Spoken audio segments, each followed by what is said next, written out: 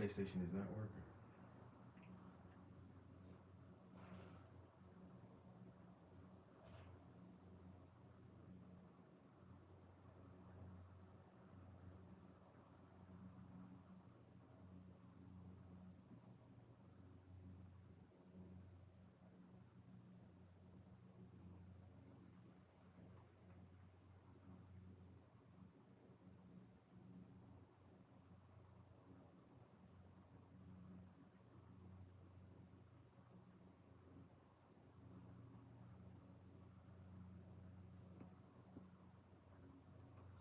Hmm.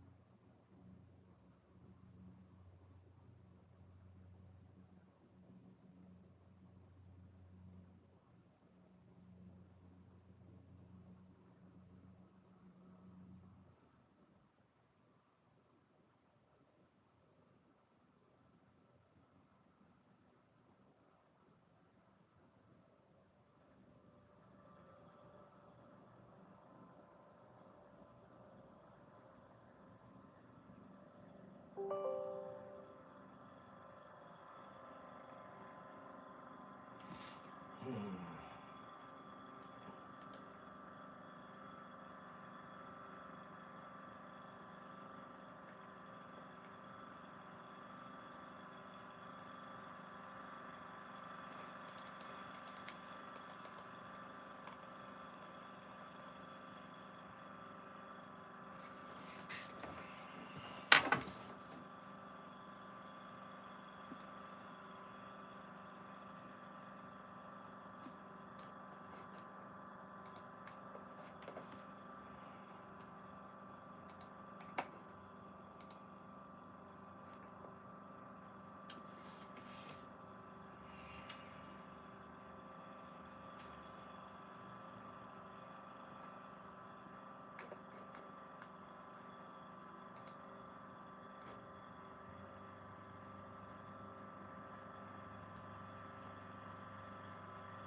I don't know what the fuck is going on today, yo. It's like nothing is working for me. Now my laptop not working. I did reset my modem and router. I don't know. We just stuck ass today, man. This shit is ridiculous.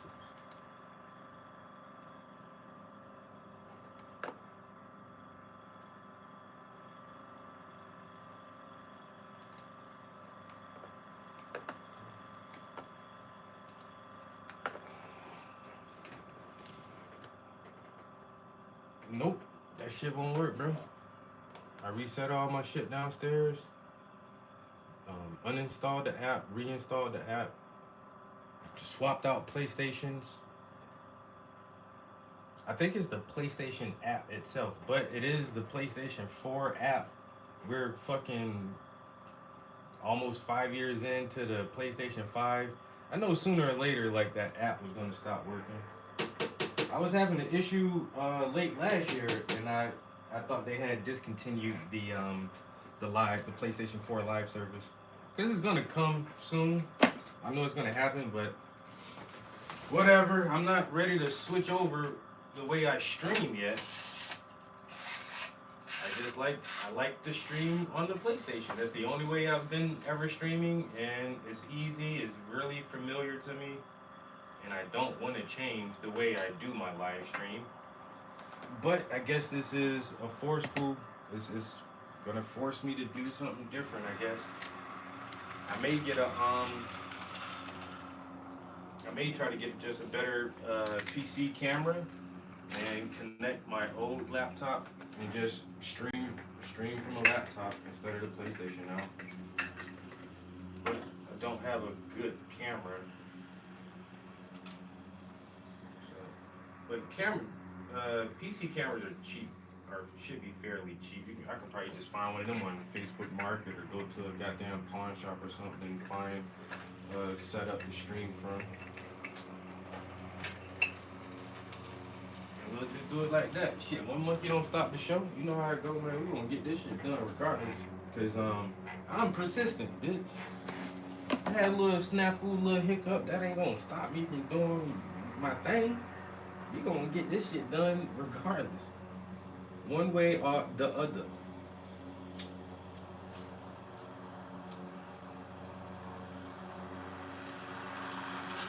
Okay, cut. I hear you out there cutting grass. I'm gonna cut my grass tomorrow. I'll do mine tomorrow, early tomorrow morning. Cause it needs to be cut now. I was looking at that shit when I was outside a minute ago. I need to cut grass.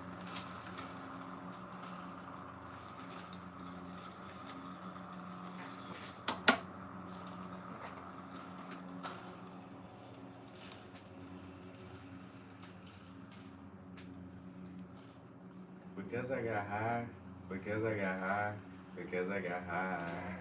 Da da da da da da. I was gonna go to school, but then I got high.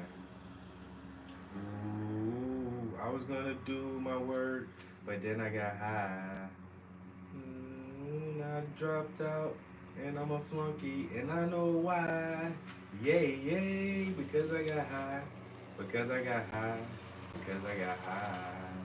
La da da da da da. I was gonna fuck my girl, but then I got high. Ooh, I was gonna eat a pussy, but then I got high.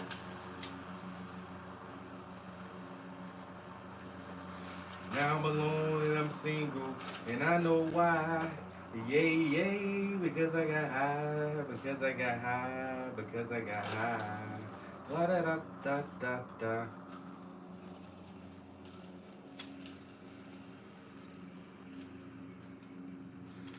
So the situation with the coworker,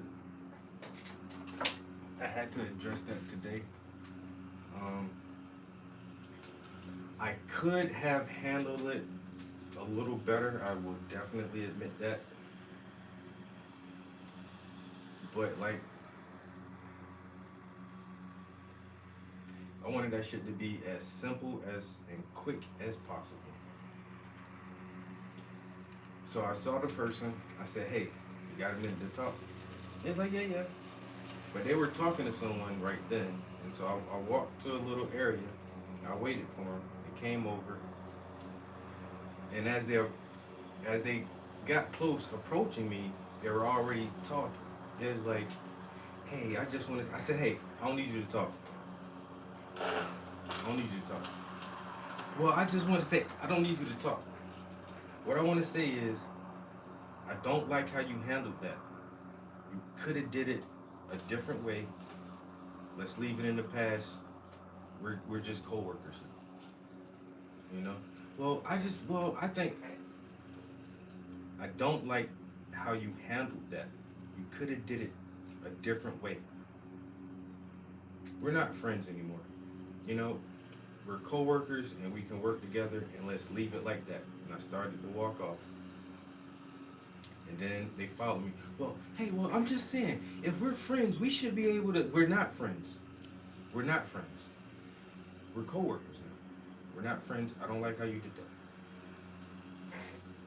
And so now I'm walking into the populated area of the office, and they're behind me like, "Dude, really? Like, really, dude?" And let everybody hear that, and I just continued to walk off.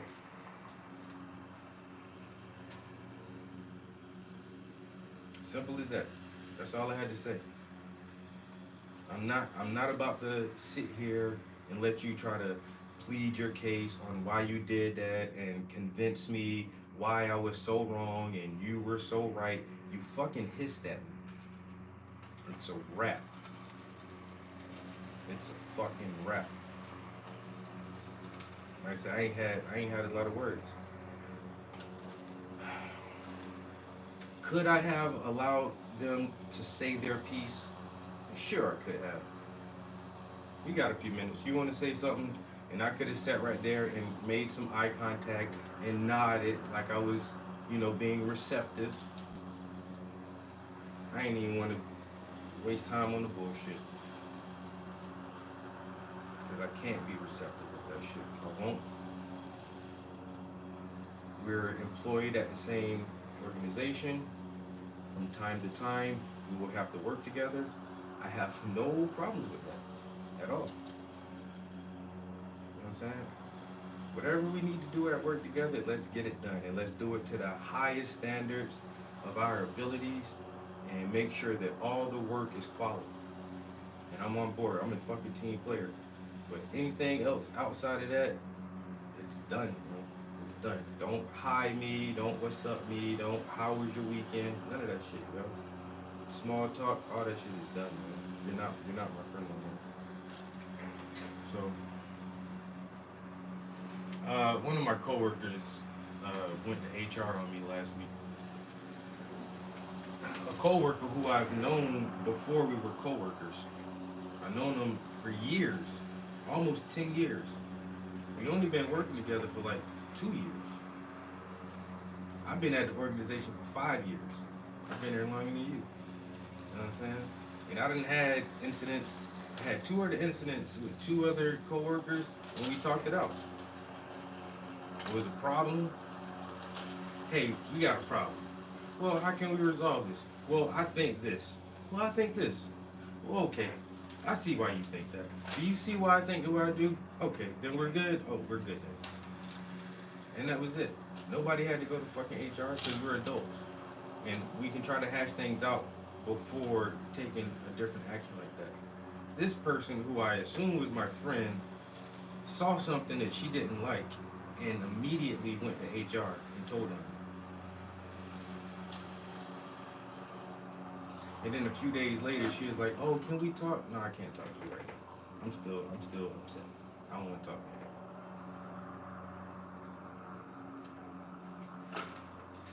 And so today, I just told her my piece. Like I say, very, very, very, very bluntly, as blunt. The other.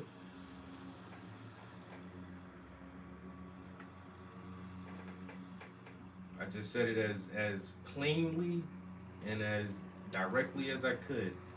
I don't like what you did. I think you could have handled it a different way. We're not cool no more. We're just coworkers now.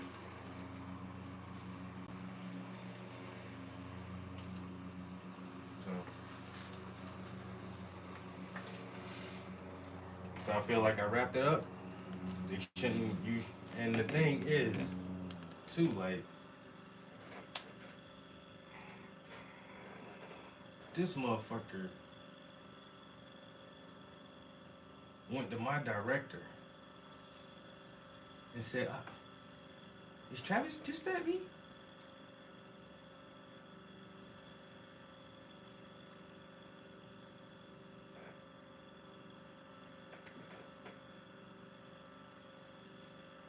Why you keep trying to bring other people into this shit?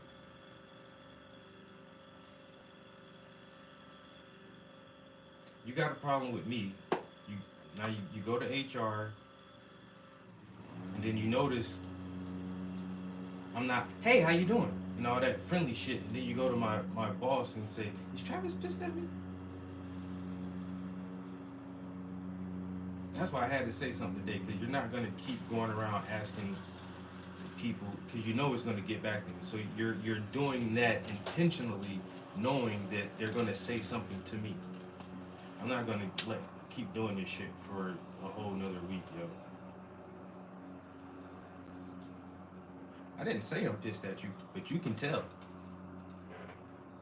You can tell I'm pissed at you. So why are you asking? Why are you going to ask people? Why are you asking my boss that? You're just stirring the pot, stirring the pot.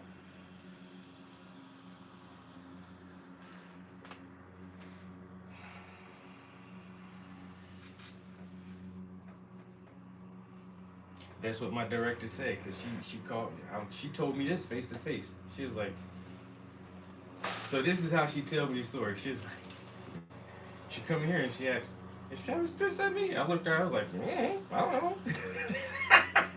Yo, me and my boss, I can't even, I can't even squeeze him any tighter, bro. My boss got my back 1,000%. Not 100, not five. I know for a fact. I know for a hard fact. My director has my back 1,000%. 1,000%.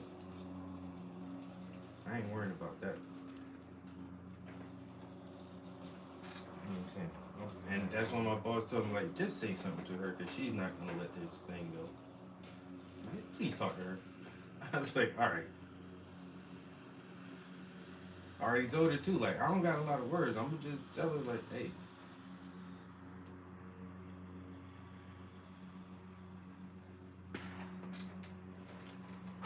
yeah. You know what I'm saying? I wasn't trying to make a big deal out of it.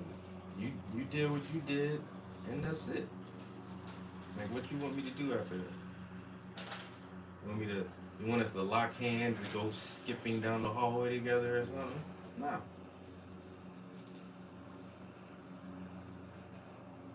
No, we're good.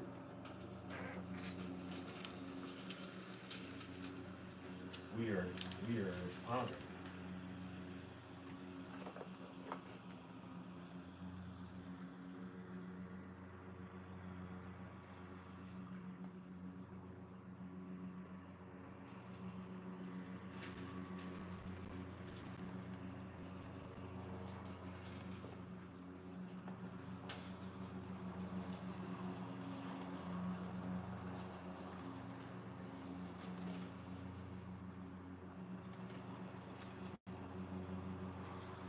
Let me get some paint in there. Boy.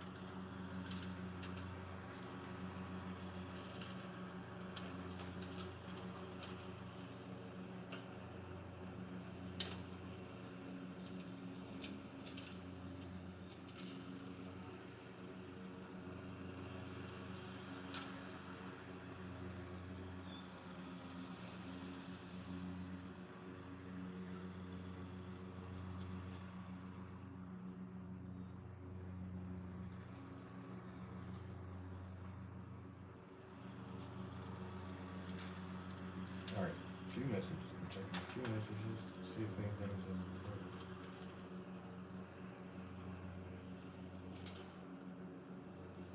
no, no.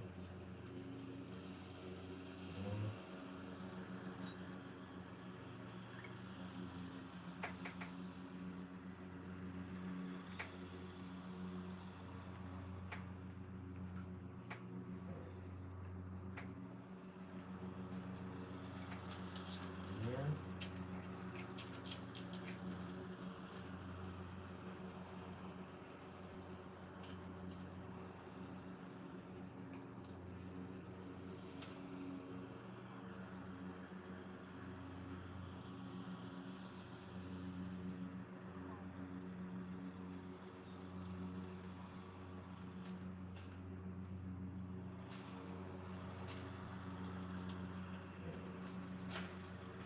All right, we're good. No messages to answer.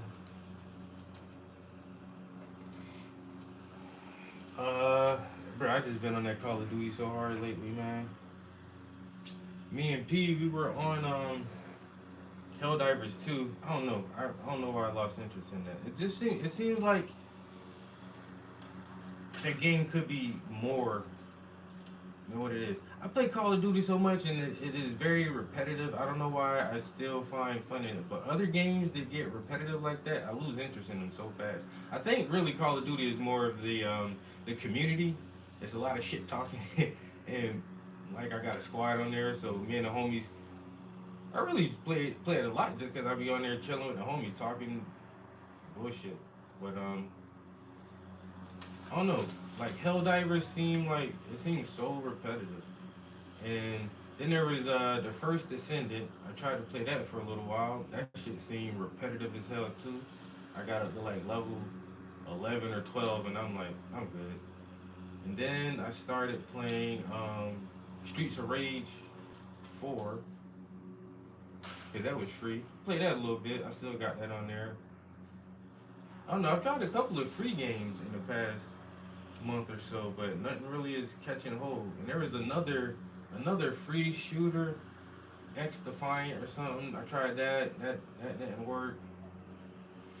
I don't know, man. I've been playing a little bit of Borderlands 3. I'll turn that on.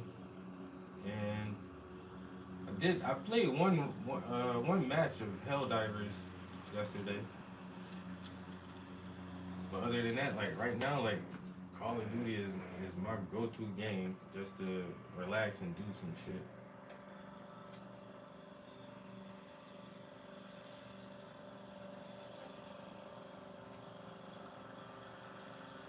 Yo, the Sniper Elite is not bad, yo. And the newer ones, yo, them shits is way hype now, bro. Ghost of Tsushima, that was, bruh, that's a go. The story, oh my god, yo. Yeah, Ghost of Tsushima was a good one. Everybody's talking about Black Myth Wuhan or whatever, Black Legend Wuhan or something. Everybody's like, oh, you got to get that now. I honestly was thinking about playing Red Dead Redemption 2 again. You know what I'm saying? Just for a good story-driven game. That shit so much like a movie, bro. That shit good as hell. Same way with Ghost of Tsushima, yo. That shit like playing a movie. It's like a good ass samurai movie that you get to play. I don't know. I love that shit, yo. My homie, well, actually my brother put me on that shit.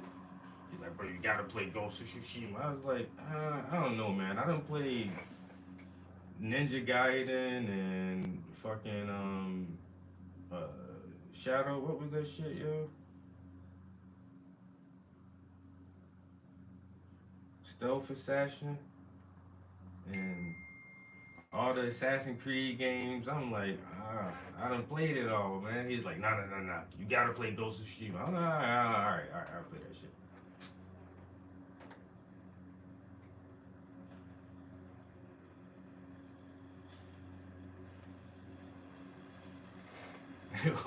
Wasting time until Bohemian drops. Yo, the Hitman, you know what? I played all of the content that I have, but there's so much content behind the paywall. I thought about that shit too, just like buying some of the extra Hitman packs. Yeah, that's a good game, man. Yeah, Hitman. It's not a lot of story behind the missions, but just like the swapping the clothes and shit, knocking motherfuckers out, putting their ass in the fucking dumpster and shit, picking up some poison, sprinkle that shit in the motherfucking martini. You know what I'm saying? Make sure you got that silencer. Take the fucking chef clothes. Now I'm dressed as the chef. I done put poison in the soup. I'm gonna walk out here. Oh, that motherfucker know the chef. I can't let this bitch see my face though. Alright, God, good. Here you go, eat your food. I run back. Motherfucker will spot me. Kill your bitch. Give me this shit. Now I'm security, nigga.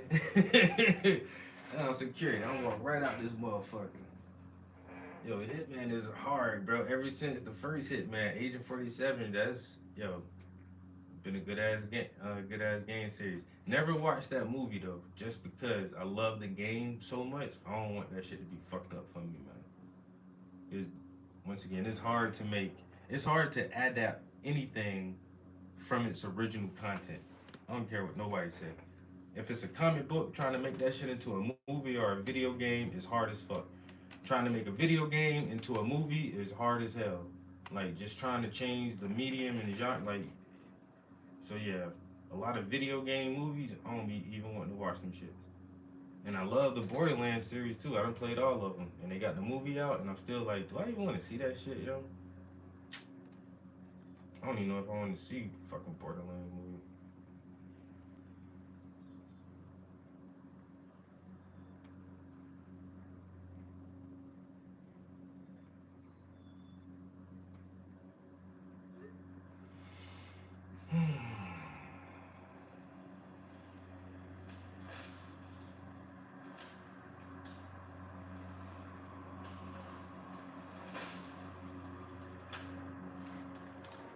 Bro, that PlayStation not working is weird as hell, bro.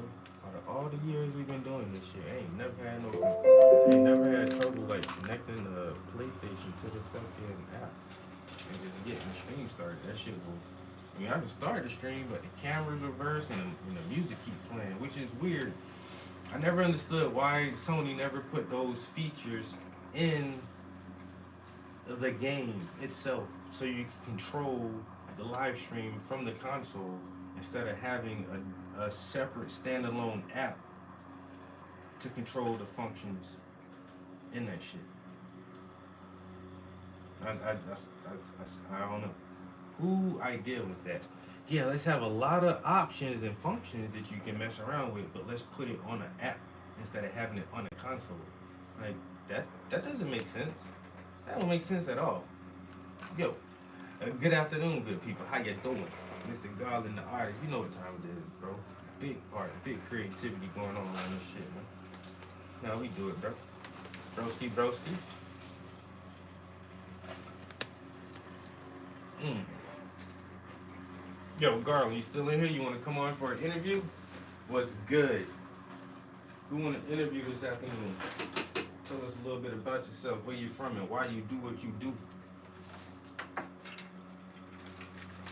I love my man Frankie made it from DC. Yo, he be straight up like, nigga, I'm not trying to make the best art in the world, nigga. I just want to make art good enough to sell. He's like, bro, I be trying to get to the bag off of this shit, nigga.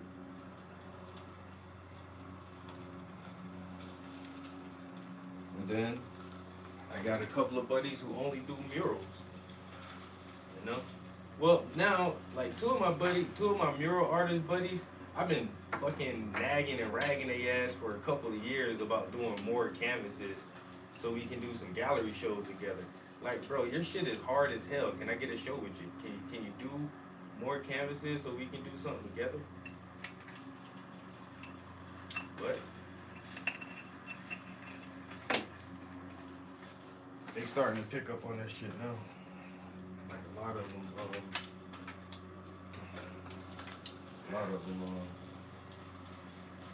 do some canvas work.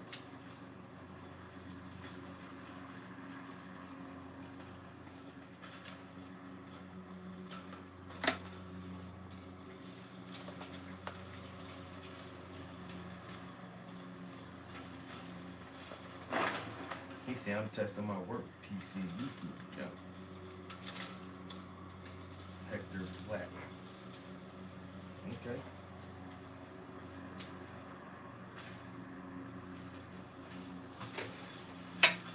You just remember.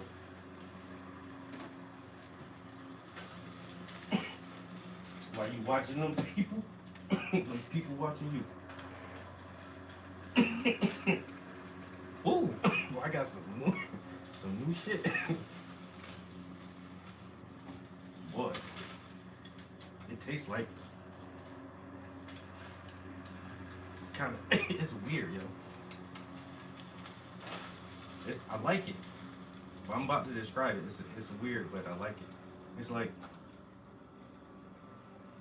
peppery. It's weird. Just like it's like tangy, like citrusy, tangy, but then kind of peppery. I don't know. Not spicy, but I can't explain it. Do I need more of this? Oh yeah, I guess I do. Dip it in there again. Add some more, buddy. All right, this hat is gonna be a process because I'm gonna have to come back over every one of these marks again for its highlights. Um, I don't I don't look forward to doing that. It's gonna be bomb when it's done, but man, this is gonna be a long, tedious part. But I already knew it. That's why I've been really procrastinating. And like as far as the clothing go, like this is close to the last part of the clothing.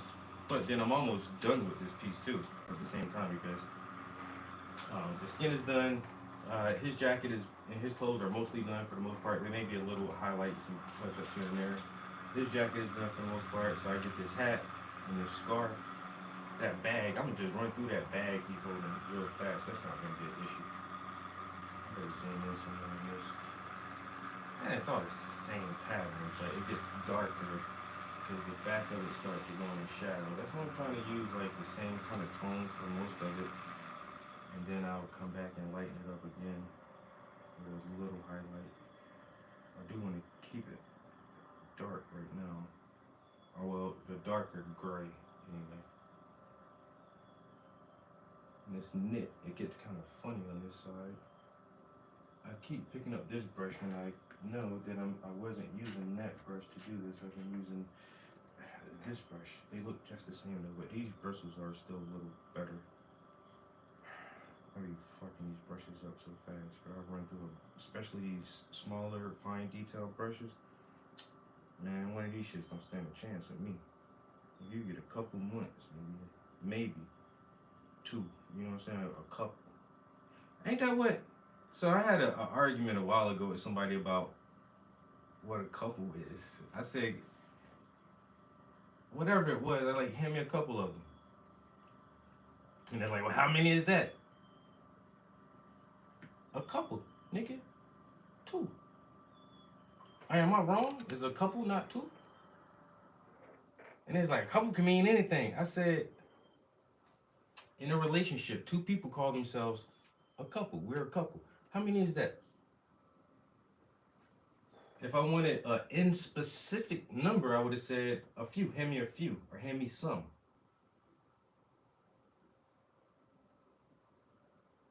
Hand me some of those things. Hand me a few of those.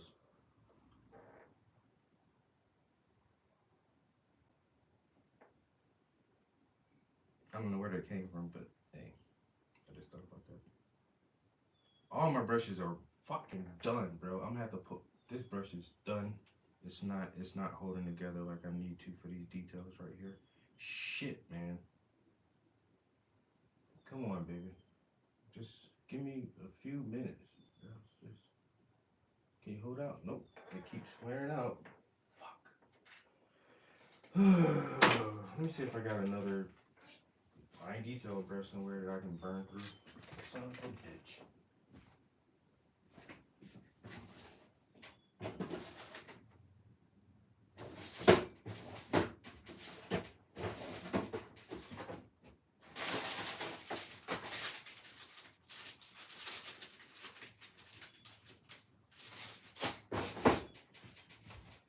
Alright, motherfucker, say your prayers, bitch.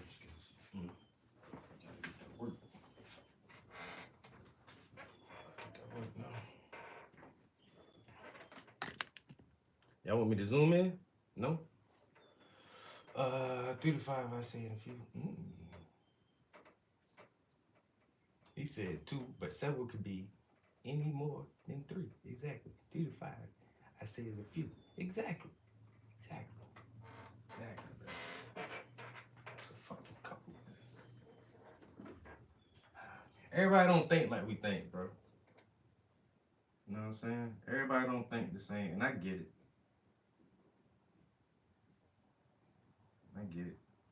It might be a regional thing when it comes to language like that.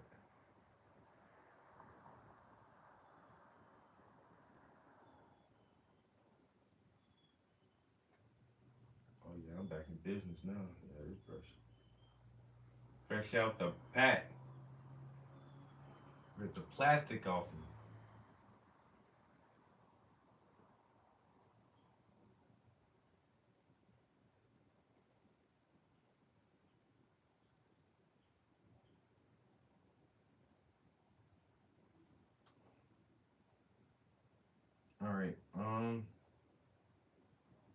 So what else? What else? What else?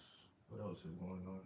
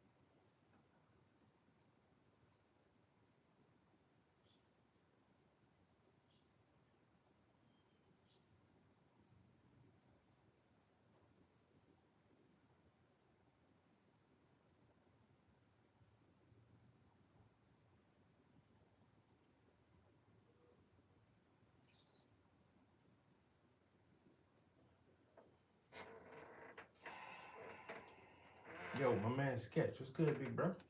How you doing? Hey man, I told you I'm gonna do a show in New York. I'm be in Harlem next month. Matter of fact, next Saturday I'm gonna do the drop off for the art.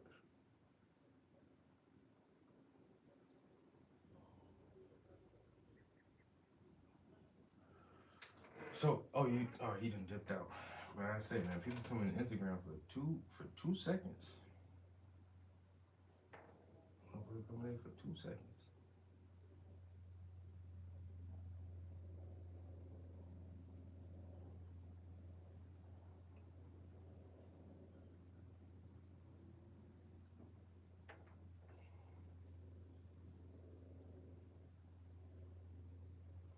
I don't even give a motherfucker a chance to look up. He painting. He not paying us no attention. Hey, man, why you even click on the damn thing? Huh? Tell me, why you click on it? Motherfucker just be nosy. I think people click on my Instagram thinking they gonna see me doing some wild, crazy shit. Nope. I be doing the same shit every time. I do the same shit every time you come in here. So like, what the point?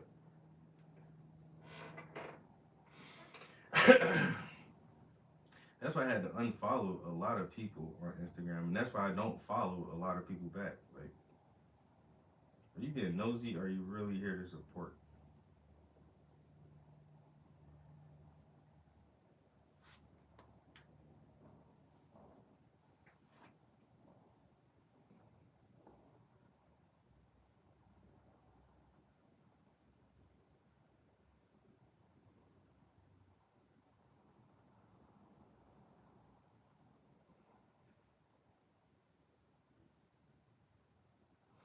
Half of these motherfuckers come in here to goddamn judge and compare. If I go in somebody live stream, it's because I'm actually interested. What you doing, man? What you putting down? What's going on? How you doing today? I jumped to my man's live stream. Well, I can't say that he's a night owl, but he paints more at nighttime. Like he'll get in his studio, and I be getting in bed. He's like, yeah, man, I'm gonna go live like 9:30 tonight. Nah, but that's my bedtime. I've been up since 4 o'clock this morning. I be wanting to watch your streams, man. Then I caught his stream last night. I was getting in bed. I you know surfing through Instagram, and he was live. So I went up in there for like 3 or 4 minutes, and then he ended the stream. I'm like, God damn. thought you was just getting started. You were wrapping that bitch up. I'm about to watch that nigga till I go to sleep. That would have been my TV for the night. You watch anything good? Yeah, I watch my homeboy work on the paint.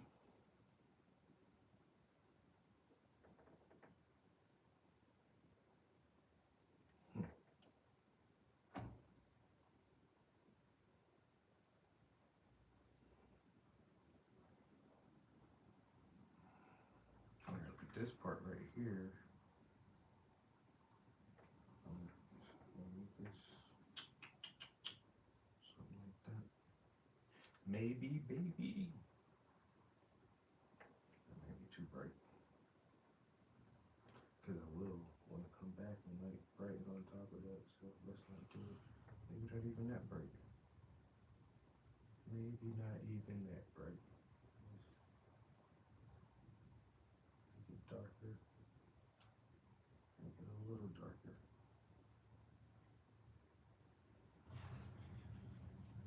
Oh. Sound like motorcycle. It's a nice ass day, yo. It's super nice outside. I'm not surprised you pulling out that Harley, boy.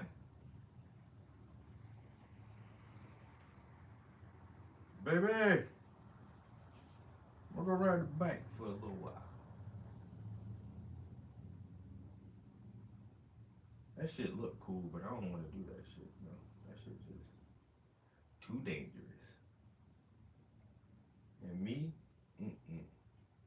I love speed, and I'm scared of that shit. Super scared of it, though.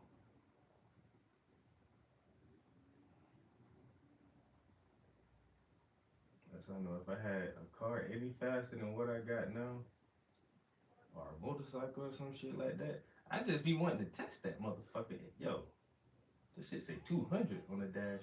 Let me see. Yeah. Motherfucker be reading about me in their obituaries. Mm-mm. Motorcyclist collides. Yeah, I'm good. I'm too stupid for shit like that. But I know it though. I know I'm too dumb to be on some shit. Mm-mm. Cause childish,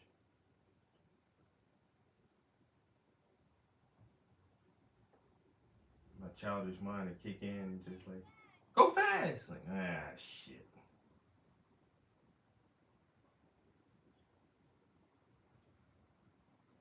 Be waking up in heaven. So you got that motorcycle, huh? Yeah, I got a motorcycle. How long that last? About 6 weeks. I ain't see the truck, man. I was going around. And then it was, well, you know what happened, so fuck it, man. Shit. I'm surprised y'all even let me in here. Grandma, where my grandma at?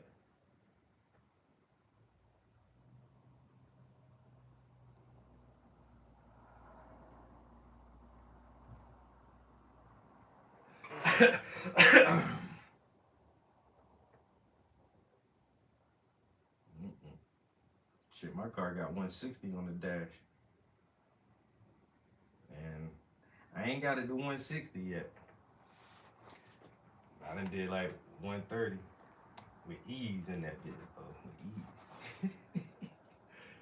Shit, cruising late night on the fucking turnpike. I had that bitch floating, boy. I scared myself too. Like, let me stop. Let me stop. Let me cut this shit out. But they do have somewhere up in the Poconos. They got a racetrack for street cars. So you got like a souped up Mustang or one of them goddamn Supras or some shit like that, or a fucking the Z28, like the Nissan Z or whatever. You can just bring your own car to the track and like push your car around that bitch, yo, and see what it can really do. But I got a full size sedan. What I look like taking that shit to the fucking track. But I will. Just so I can see if that I could get that bitch up to the 160 red line. And see if Lexus giving out false advertisement. This shit don't do 160.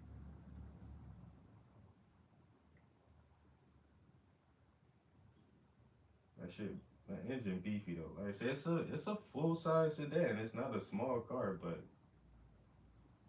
however they tweak that engine, boy, that shit got a lot of get up in it.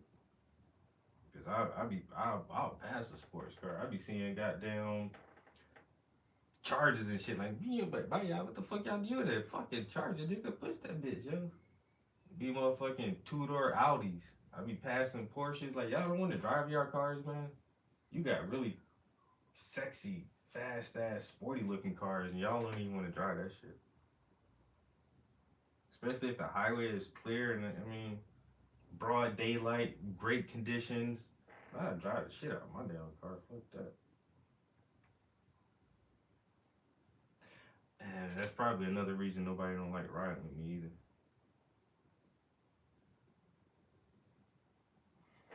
Hey, it is what it is though.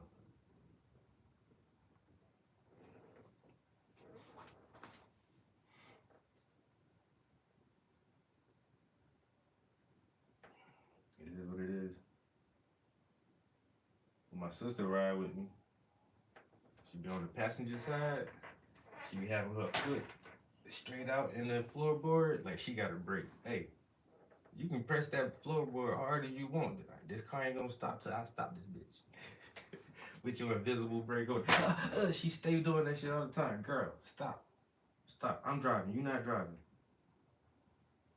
Calm down. I'm gripping the goddamn door handle and shit. Girl, I'm doing fucking 70. What the hell?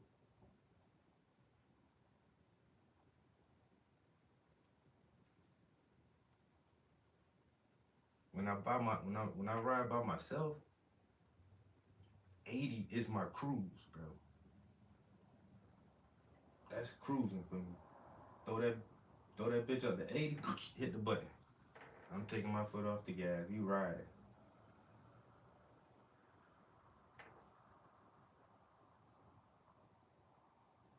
If I'm in a rush, I'm gonna do 95 with no problem.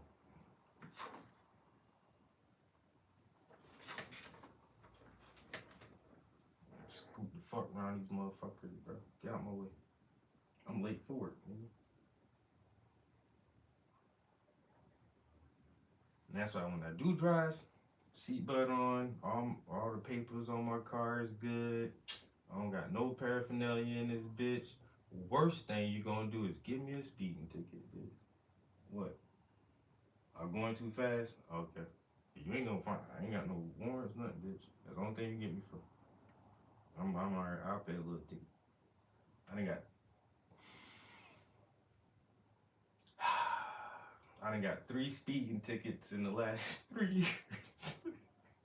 It's like I get 1 speeding ticket a year. Ever since I've had that car, I've gotten a speeding ticket each year in that shit.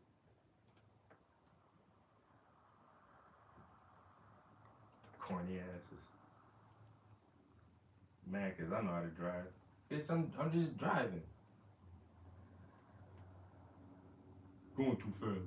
You know why I pulled you over, right? Man, I already be having my license ready at the damn window. Here, motherfucker. You know I put you here, man. Don't give me this whole fucking spiel.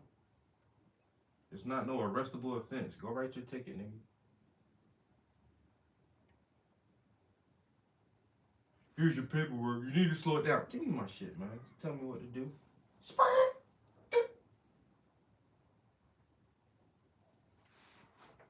Tell me what to do, nigga.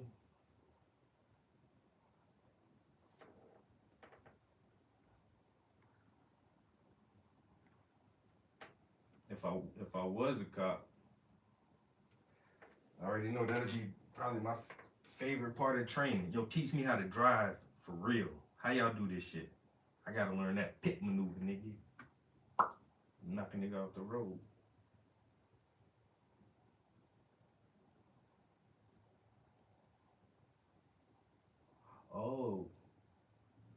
Y'all got the turbo supercharged Hemis in these motherfuckers. That's how y'all be catching these niggas hawking them down like that. Okay, okay. Alright. I see how y'all doing, man. Y'all boys in here beasting with these little cars. So why is it that most police stations or police departments or whatever choose like so in you guys cities, what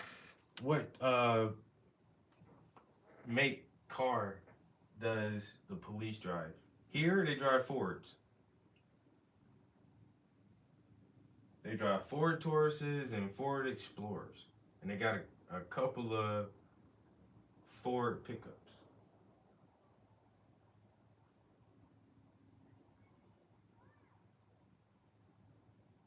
I see Ford and Chevy a lot for police vehicles, but in Maryland, they cops drive Dodges, bro.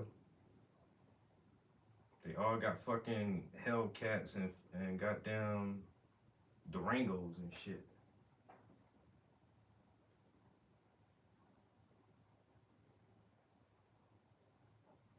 So I wonder how does a department decide which vehicles they're going to use for their squad cars? Who makes the final decision if we're going to use Ford, Chevy, or Dodge, or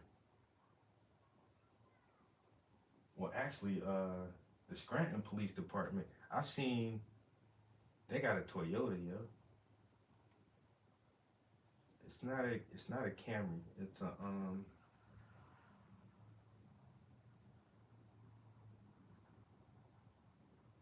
I can't think of what it is. I don't know, but they got a little Toyota as a cop car.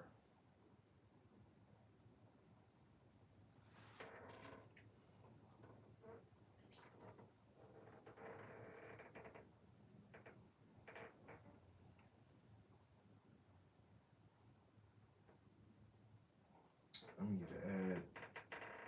I gotta add some more brown here, but maybe I should scrape this spot first because I think that's getting kind of hard. I think that's getting kind of hard.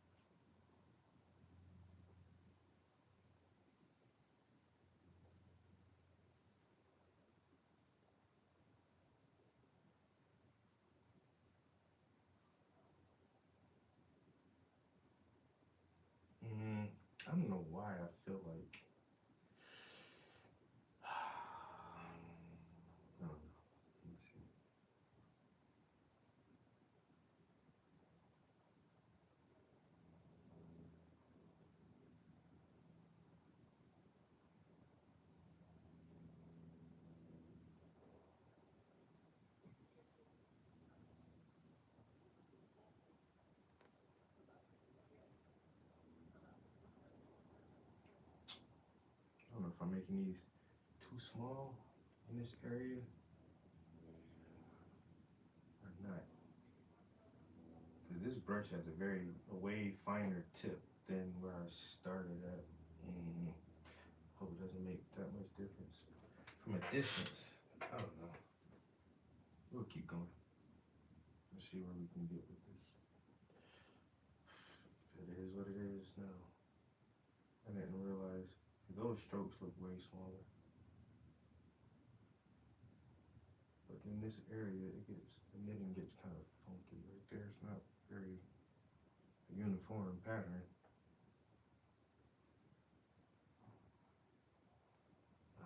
What if I just go from the top down? So it's still kind of goes this way.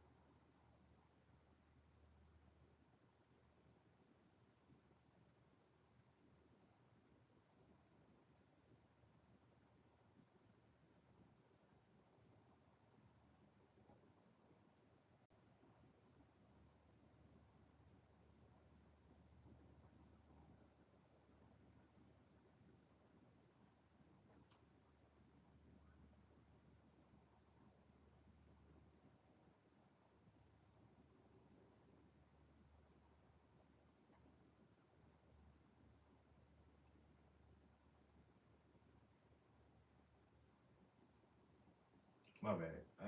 I probably should find something to listen to. I'm saying, I don't know. This piece, this hat, like I say, I already knew like this was gonna be like, All right. Look at how I'm dressed. Very demure, very mindful, and demure and mindful have like really taken off. They've really become this big thing. People are talking about how I'm demure, I'm mindful, and everything. People have made all these responses. TikToks do it and stuff. But basically, she was just saying like, look at how I'm dressed, keeping it chill, a little bit low key, and everything. And by and large, everything that I've seen that's come from it has been pretty positive. I know I'm not on the whole internet, but like everything I see is nice, which is kind of cool because usually when it comes to like TikTok as a movement or like challenges or like anything popular, it's usually not as positive. You know, most TikTok challenges or trends are mostly like, hey, y'all, watch me punch my grandma in the back of the head. Sure your passion. Here's how to start a boat club. Just go to progressive.com/boat. Then get protected by America's #1 boat insurance. Might be a mosquito in here. It's usually something that causes harm to, you or someone else for everyone's entertainment. And we watch all the time. It's like, hey, y'all, watch me while I call in this bomb threat to the Vatican. Like there was one thing, I don't even know, it got so bad that they would talk about TikTok trends happening that I don't even think were happening, but they were believable because all the stuff that really was happening. Like I'm pretty sure there was one where maybe I'm falling for like a trick, but I'm pretty sure there was one TikTok trend where people just kept blowing up the urinals at the boys' bathrooms in their high schools. And I was like, man, maybe they really are lost as a generation. You know what I mean? So then you see something like Demure, and it really kills the whole, the sort of generational gaps that we have. It's hard to keep pushing them away when they're being all nice and stuff. You see these young Gen Alpha, Gen Z just being sweet. You almost don't know how to react. You know what I mean? It starts raining. Maybe you're a boomer, and then out of nowhere, this young person comes up being very demure. Pops an umbrella right over your rainy head. You just standing there like, Fox News did not prepare me for this. Damn. Not Fox News. I don't know what to do. Thank you, I guess. This is weird. You sure you don't want to punch me in the back of the head and film it or something? Like, no, it's just nice to see like a trend that's at least like feeling mildly positive as it spreads, you know? Because a lot of them start positive and then quickly turn. And I haven't seen this one turn yet, because the whole definition of demure is like modest, shy, you know, mindfulness, obviously self-explanatory, being mindful and stuff. Because the other TikToks I've seen Jules make have also fascinated me, because, you know, she'll do little stuff like she brought donuts to the hotel staff that took care of her at the end of her stay. And she was like, this is being demure. And I'm like, oh, okay, I guess we redefining it. I had no idea. I thought, that's cool. I'm saying, because I'm happy about it, you know? I think that that's really awesome, because for a long time, I didn't know if like a good trend.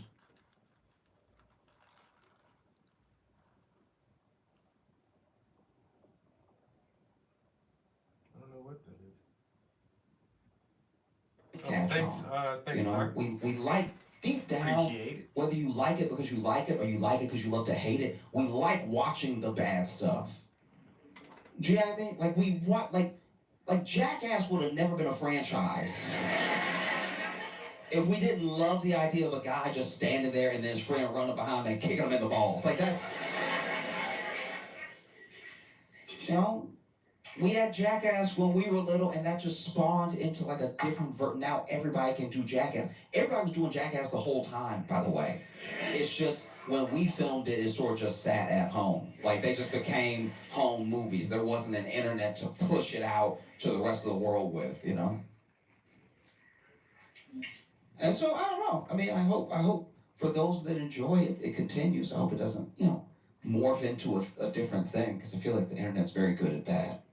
You know, the internet's very good at like taking something, because it's so decentralized, like taking something that starts out very good and then morphing it to a place where, you know, maybe 5 years from now, there's just a kid that runs up and punches his grandma in the back of the head and goes, "Give me all!"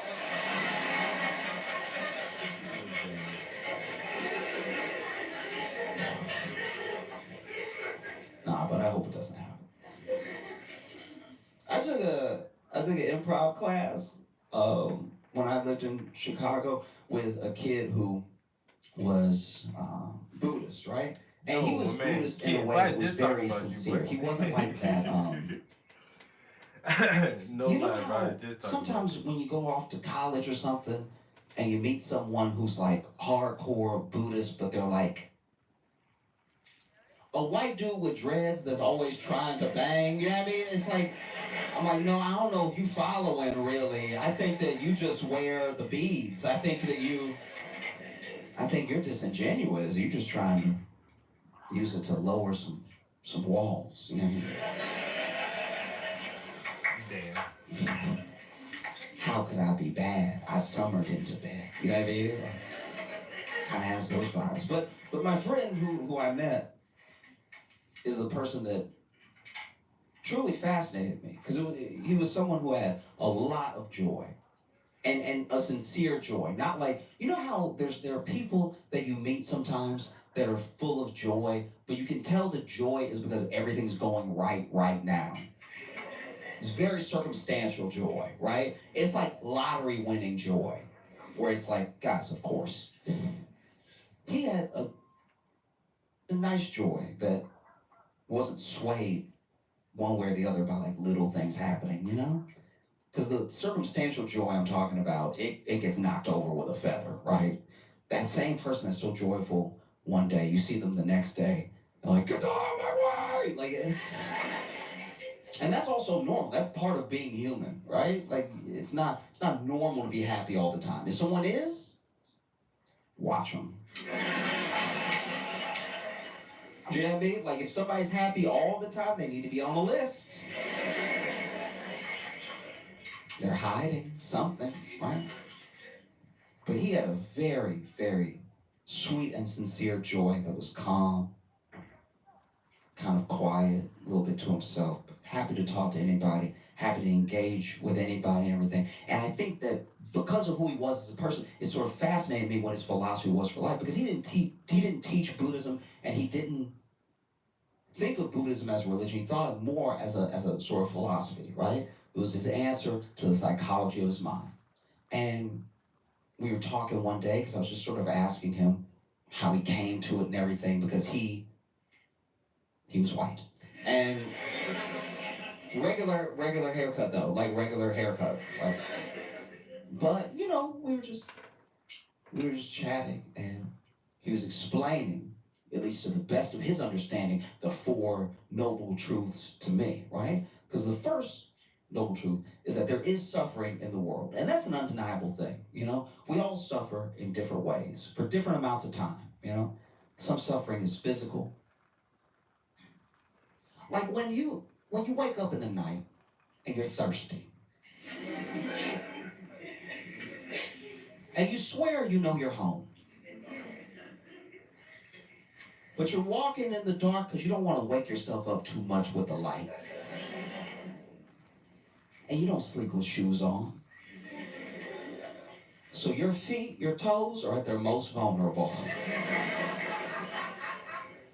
You get up and you're walking around, and in the kitchen, you get a little bit of that fridge light. You almost squint a little bit. That's too much. You grab your water, you pour it in your glass, take some sips, and now you got to make your way back.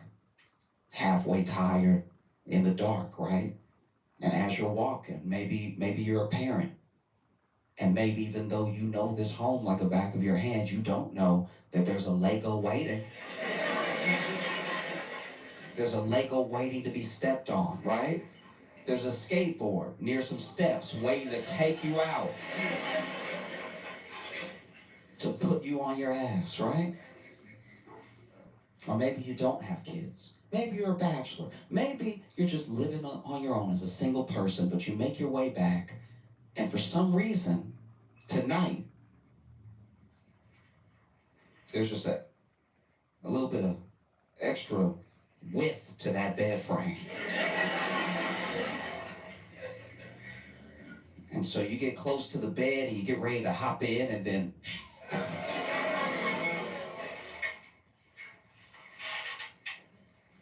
and so you suffer. No? But a lot of suffering isn't physical. A lot of suffering, genuinely is coming from a mental place. You either suffer in what you think is going to be the future, or you suffer over the past as it happened. You know, those things that happen that are very, very embarrassing. Maybe you hold on to a mistake that you made too tight. In your mind's eye, it's the only thing that you can focus on. And most of the time, you can shut it out. It's probably whatever you're thinking about right now. But most of the day, you're pretty good at shutting it out. But then you have a quiet moment, like in the shower. All right, so we got that filter. And while you're in the shower, your brain just goes, Layer one. remember that time? Well, actually, layer three. You remember that time that everybody was like, wouldn't it be fun if we jumped in the pool, and then you just jumped in the pool, but then the other person was like, I was never going to jump in the pool. So then you were just out here in the pool by yourself, and you can't swim. So then you were hoping that everybody jumping in would just mean that everyone floated a little bit higher or something. And so now you're like fighting to get to the top of the water, and then people, you can hear them be like, is he drowning? Like, it was like a question, because you flailing so hard that everyone's like, is he drowning? And then you're like, what? These are supposed to be my friends. Why aren't they jumping in the water and help me? Do we not want to jump in the water so bad? We just want to talk about jumping in the water, that no one's going to come save me right now. And so you're flailing, and then finally you just hear somebody at the party, one of your friends, say, yo, stand up.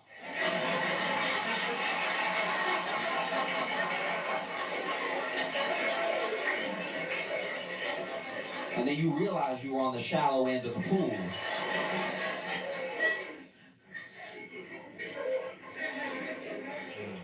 So there's a suffering. And then, there's a suffering for the things that you think are going to happen in the future, right? Things that haven't even happened yet. Usually, it's us, because of our imagination, we're one of the only, and I mean, look, this is us saying it, but as far as scientists know, we are one of the only species that has real imagination in that way. So we're some of the only things on planet Earth suffering in that particular way, right? Most things are living in the moment, right? You know, but we're the only ones putting things onto the future that haven't even happened yet. Like, let's say you're in a relationship and you love this person, but y'all fight from time to time, and you fight, but you love each other, and maybe it's been a long time. You've been together for a long time, so you know them. You know them deeply. You know them in a fundamental way where no one else knows them, right? So then sometimes when something happens, you can tell we're probably gonna have a fight. We're probably gonna have a fight because I know them and I know what happened and I know how they react to things. I know how I react to things, so we're probably gonna have an argument, right? So then maybe you're driving home, maybe you're taking the train, maybe you're on the bus, but wherever you are, because you know there's about to be a fight, you decide to have the first fight. The first fight is in your head because you practice it, right? Like, the first fight is you just sort of shadow boxing, right? You know? You do it too. That's not my fault, right? Like, you just...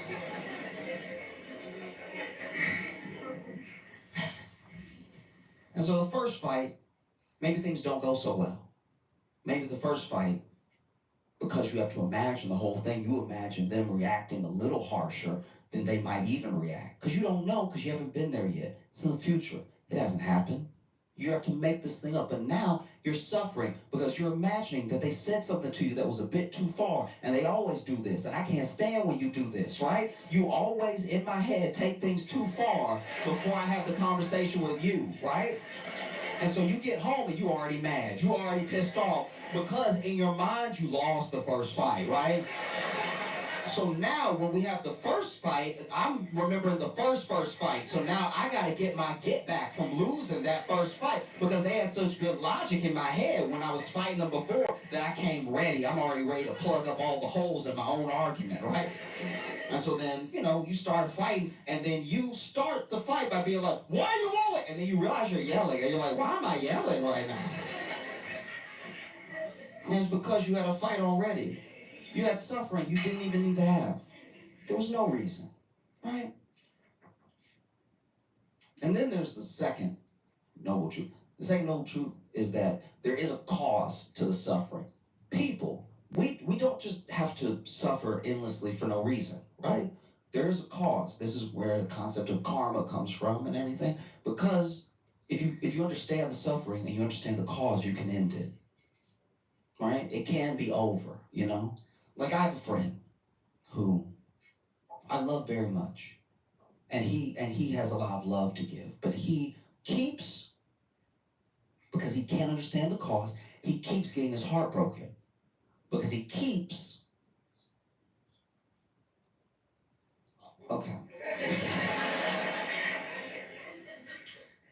he keeps getting his heart broken because he keeps trying.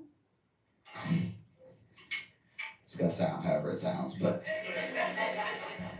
he keeps trying to save young ladies who do not like him, but do enjoy dinner, right?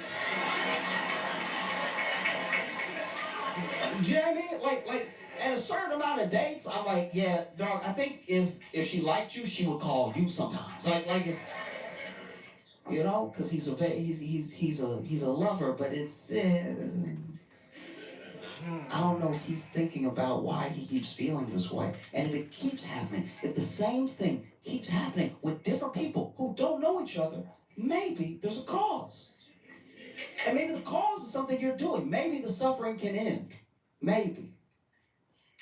Or maybe he's just real good at paying for dinner. I have no idea, but it seems like when I talk to him, like, hey, it doesn't have to be like this, right? And then there's a third noble truth. Third noble truth is that you can end the suffering. it can't, like, it doesn't have to go forever, right? Like the second one is that there's a cause, and the third one is that there will be an end, right? It doesn't have to go on forever. You can release yourself out of this sort of cycle. And then the fourth one is that there's a path. There's a path for you, a way to end the suffering, right? Which I think is great. I think that there's nice that there's an answer at the end. There's a lot of things, there's a lot of religions out there that just tell you, like, it's pretty bad. And it will get worse.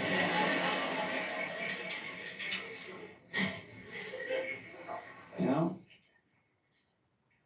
There are some Buddhist monks, right? There's some Buddhist monks in Thailand. And they're in a specific region, so I don't want you to think this is all the Buddhist monks. But these particular Buddhist monks in this particular region of Thailand keep getting into trouble for not being very good monks. Because when you think of a monk, it's unfair, but you think of a monk the same way you think of a nun. You think of someone who has dedicated their entire life, their finances, their physical self, their spiritual well-being to the cause of whatever religion or philosophy that they've taken up, right? And that doesn't make them perfect, you know? But it does make them seem like someone who is going to be holy or be grounded, you know, whatever the thing is, right? And these monks are pretty rock and roll. These monks are going ham, okay? These monks are having such wild scandals. Like there was one temple, right, where all the monks in that temple got busted by the police for doing meth, right? And it's hard to conceptualize a methy monk, right? A methy monk. Because you usually think of them as calm and still, but you can't be on meth. You know, I've never seen someone do meth and then calm down, right? That's not part of it, you know? I can only imagine what that one monk who did the meth first must have told the others. You know, does a little meth and it's like, yo, if we do this, we ain't gotta do all that sitting. Like this is about to hit, okay? You know? There was another scandal where there were some monks who basically, I say got in trouble, I think they got arrested for stealing millions of dollars in donations from people who were basically donating to, I guess, the monastery, but just generally, the same way you donate to like any church or anything like that. And that one baffled me because I thought one of the whole principles of Buddhism was like, guys, I don't need anything. Like it's me trying to better myself, trying to get better, trying to get to the next level and everything. So to give the monks millions of dollars is asking for trouble. Like, you know what I mean? To give the monks a rapper level of money and then not expect them to live that rapper lifestyle feels like an unnecessary temptation, okay? You know, like I'm pretty low key, but if you gave me around $8 million, I might go a little wild for a day or two. You know what I mean? And it's tough. It's tough when you're a monk and then you try balling out because you in the same clothes. Do you know what I mean? Like when you roll to a strip club, everybody know you're not supposed to be there.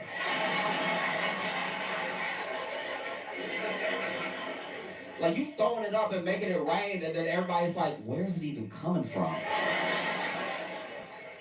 Does the robe have pockets? No. There have even been some monks that got in trouble for straight up violence, right? Which is terrible and terrifying. But I will say, as a monk, if somebody messing with you, you do kind of have the element of surprise. Because they're sure nothing's gonna happen, right? Like you just poking a monk and poking a monk and poking a monk, and then they just hit you with that blow. You know? And I guess it's just wild that for such a I'll call it a religion or a lifestyle just for the sake of the argument, but like for such a calm, peaceful, to yourself um, religion of bringing yourself to the best level that you can, building an understanding of yourself and the people around you, and trying to spread good in the world. It's wild to me that this section of Buddhist monks in Thailand, all they really need is Jules LeBron to teach them how to be demure, to teach them how to be mindful. You know what I mean?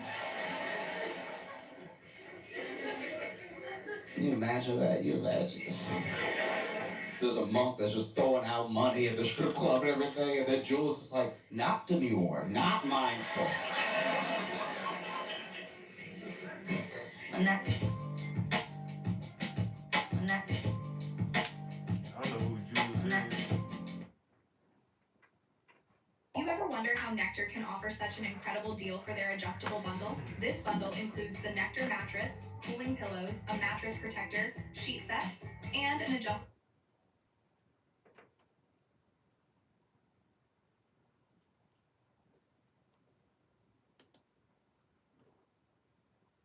Free speech, war in Ukraine, and the war on our children.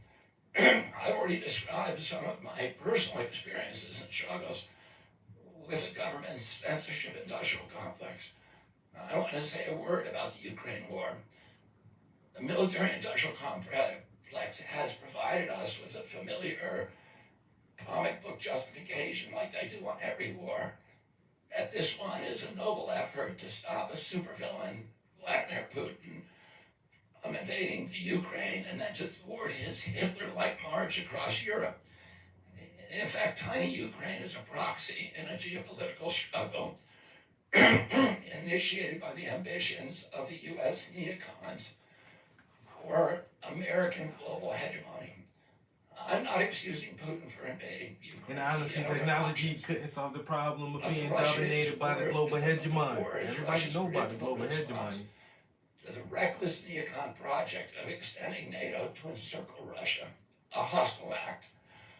The credulous media rarely explain to Americans that we unilaterally walked away from 2 intermediate nuclear weapons treaties with Russia and then put nuclear-ready Aegis missile systems in Romania and Poland. This is a hostile act.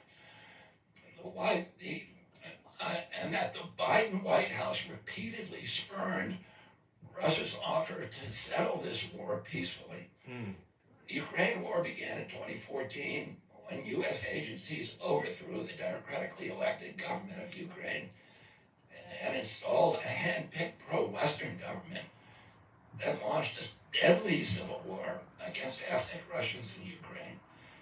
In 2019, America walked away from a peace treaty, the Minsk Agreement, that had been negotiated between Russia and Ukraine by European nations. And then in April of 2022, we wanted the war. In April of 2022, President Biden sent Boris Johnson to Ukraine to force President Zelensky to tear up a peace agreement that he and the Russians had already signed, and the Russians were withdrawing troops of Kiev and Donbass and Luhansk. And that peace agreement would have brought Chrysler, bro. Don't peace to the region and would have allowed Donbass and Luhansk to remain part of Ukraine. President Biden stated that month that his objective in the war was regime change in Russia. His Defense Secretary Lloyd Austin simultaneously explained that America's purpose in the war was to exhaust the Russian army, to degrade its capacity to fight anywhere else in the world. These objectives, of course, have nothing to do with what they were telling Americans about protecting Ukraine's sovereignty. Ukraine is a victim in this war, and it's a victim of the West. Since then, of Russia and both Russia and the West. Since then, we have, since tearing up that agreement, forcing Zelensky to tear up the agreement, we've squandered the flower of Ukrainian youth, as many as 600,000 Ukrainian kids, and over 100,000 Russian kids, all of whom we should be mourning. have died, and the Ukraine's infrastructure is destroyed. The war has been a disaster for our country as well. We squandered nearly $200 billion already, and these are badly needed dollars in our communities, suffering communities all over our country. The Nord Stream pipeline sabotage and the sanctions have destroyed Europe's industrial base, which formed the bulwark of U.S. national security. A strong Germany with a strong industry is a much, much stronger deterrent to Russia, and a Germany that is turned into just an extension of U.S. military base. We pushed Russia into a disastrous alliance with China and Iran. We're closer to the brink of nuclear exchange than at any time since 1962. And the neocons in the White House don't seem to care at all. Our moral authority and our economy are in shambles, and the war gave rise to the emergence of BRICS, which now threatens to replace the dollar as the global reserve currency. This is a first-class calamity for our country. Judging by her bellicose, belligerent speech last night in Chicago, we can assume that President Harris will be an enthusiastic advocate for this and other neocon military adventures. And President Trump says that he will reopen negotiations with President Putin and end the war overnight as soon as he becomes president. This alone would justify my support for his campaign. Last summer, it looked like no candidate was willing to negotiate a quick end to the Ukraine war, to tackle chronic disease epidemic, to protect free speech, our constitutional freedoms, to clean corporate influence out of our government, or to defy the neocons and their agenda of endless military adventurism.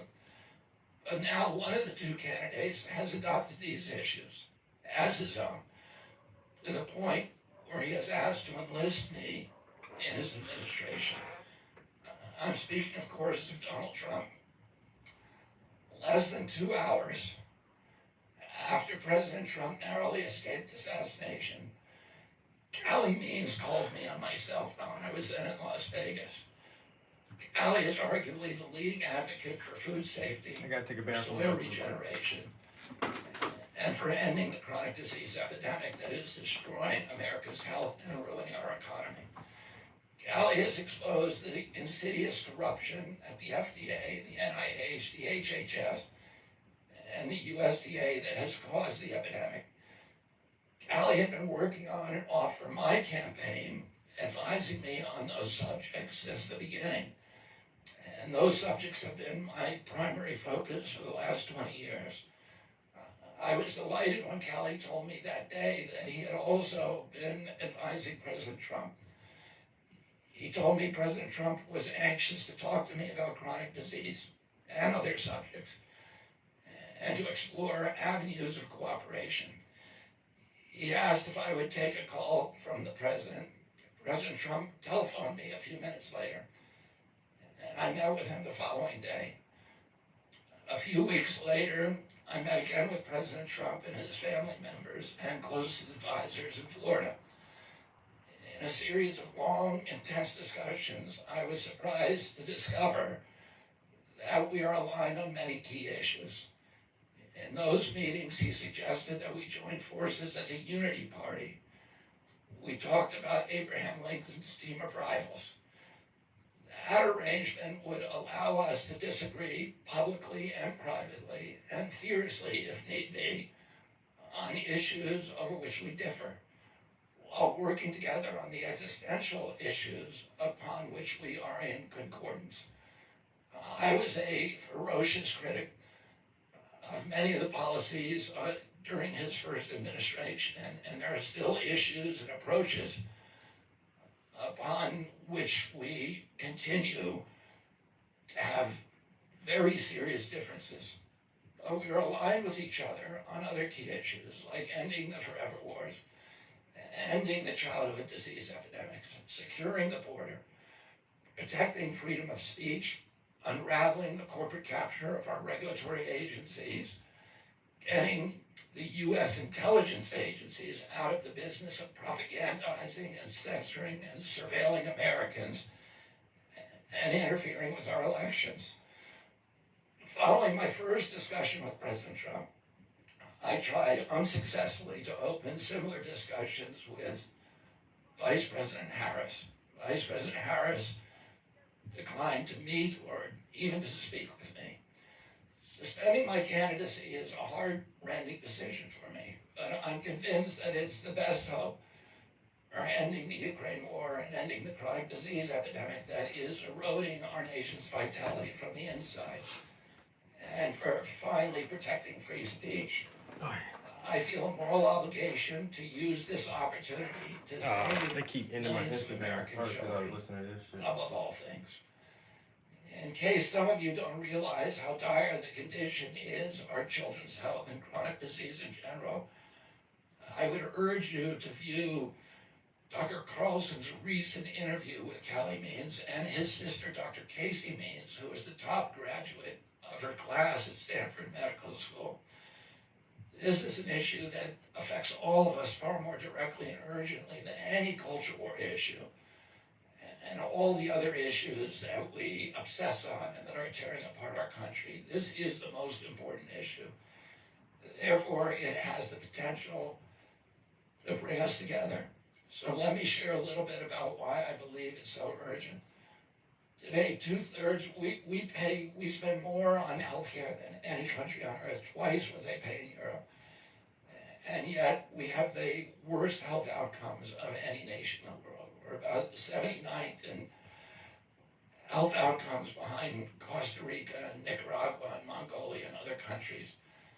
Nobody has a chronic disease burden like we have. And during the COVID epidemic, we had the highest body count of any country in the world. We had 16% of the COVID deaths, and we only have 4.2% of the world's population. And CDC says that's because we are the sickest people on earth. We have the highest chronic disease rate on earth. And the average American who died from COVID had 3.8 chronic diseases. So these were people who had immune system collapse, who had mitochondrial dysfunction. And no other country has anything like this. 2/3 of American adults and children suffer from chronic health issues. 50 years ago, that number was less than 1%. So we've gone from 1% to 66%. In America, 74% of Americans are now overweight or obese, and 50% of our children. 120 years ago, when somebody was obese, they were sent to the circus. There were case reports done about them. Obesity was almost unknown. In Japan, the childhood obesity rate is 3% compared to 50% here. Half of Americans have pre-diabetes or type 2 diabetes. When my uncle was president, I was a boy, juvenile diabetes was effectively non-existent. A typical pediatrician would see one case of diabetes during his entire career, a 40 or 50-year career.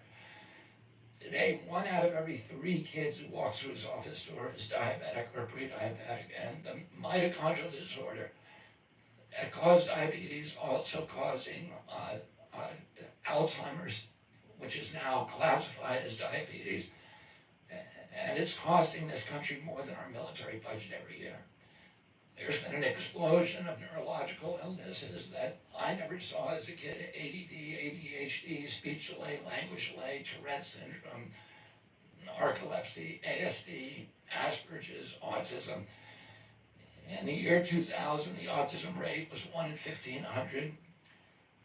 Now, autism rates in kids are 1 in 36, according to CDC nationally. Nobody's talking about this. 1 in every 22 kids in California has autism. And this is a crisis that 77% of our kids are too disabled to serve in the United States military. What is happening to our country? And why isn't this in the headlines every single day? There's nobody else in the world that is experiencing this. This is only happening in America. About 18%. And by the way, you know, there has been no change in diagnosis, which the industry sometimes like to say. There has been no change in screening. This is a change in incidence. In my generation, 70-year-old men, the autism rates are about 1 in 10,000. In my kids' generation, 1 in 34. I'll repeat, in California, 1 in 22. Why are we letting this happen? Why are we allowing this to happen to our children? These are the most precious assets that we have in this country. How can we let this happen to them? About 18% of American teens now have fatty liver disease. That's like 1 out of every 5. That disease, when I was a kid, only affected late-stage alcoholics who were elderly. Cancer rates are skyrocketing in the young and the old. Young adult cancers are up 79%. 1 in 4 American women is on antidepressant medication. 40% of teens have a mental health diagnosis. And 15% of high schoolers are on Adderall, and 500,000 children on SSRIs. So what's causing this suffering? I'll name 2 culprits. First, and the worst, is ultra-processed food. About 70% of American children's diet is ultra-processed. That means industrial manufactured in a factory. These foods consist primarily of processed sugar, ultra-processed grains, and seed oils. Laboratory scientists who many of whom formerly worked for the cigarette industry, which purchased all the big food companies in the 1970s and 80s, deployed thousands of scientists to figure out chemicals, new chemicals, to make the food more addictive. And these ingredients didn't exist 100 years ago. Humans aren't biologically adapted to eat them. Hundreds of these chemicals are now banned in Europe, but ubiquitous in American processed foods. The second culprit is toxic chemicals in our food, our medicine, in our environment. Pesticides, food additives, pharmaceutical drugs, and toxic waste permeate every cell of our bodies. The assault on our children's cells and hormones is unrelenting. To name just one problem, many of these chemicals increase estrogen. Because young children are ingesting so many of these hormone disruptors, America's puberty rate is now occurring at age 10 to 13, which is 6 years earlier than girls were reaching puberty in 1900. Our country has the earliest puberty rates of any continent on the earth. And no, this isn't because of better nutrition. This is not normal. Breast cancer is also estrogen driven, and it now strikes 1 in 8 women. We are mass poisoning all of our children and our adults. Considering the grievous he's saying the parts out loud. You're not supposed to tell people that. It does to our economy. But I'll say, it is. You're not supposed to say that the FDA allows the corporations to poison us. $0 on chronic disease. Today, government healthcare spending is almost all for chronic disease. And it's double the military budget. And it is the fastest growing budget item in the federal budget. And chronic disease costs more to the economy as a whole, costs at least $4 trillion, 5 times our military budget. And that's a 20% drag on everything we do and everything we aspire to. Poor and minority communities suffer disproportionately. People who worry about DEI or about bigotry of any kind, this dwarfs anything. We are poisoning the poor. We are systematically poisoning minorities across this country. Okay, this is... Industry lobbyists have made sure... The first time I heard him, this was like over a decade ago. And he was still... That's what made me listen to him. He was saying that, we poison... they poison poor people. Look at the foods, look at the grocers. The inner cities are fucking food deserts, and this is by fucking design. I'm like, who the fuck? That's a Kennedy saying that shit. And now, like years ago, like I was trying to, he came up in the conversation. I could not find that fucking interview where he was talking about food deserts and the systematic poisoning of poor communities. I cannot find that fucking interview yet.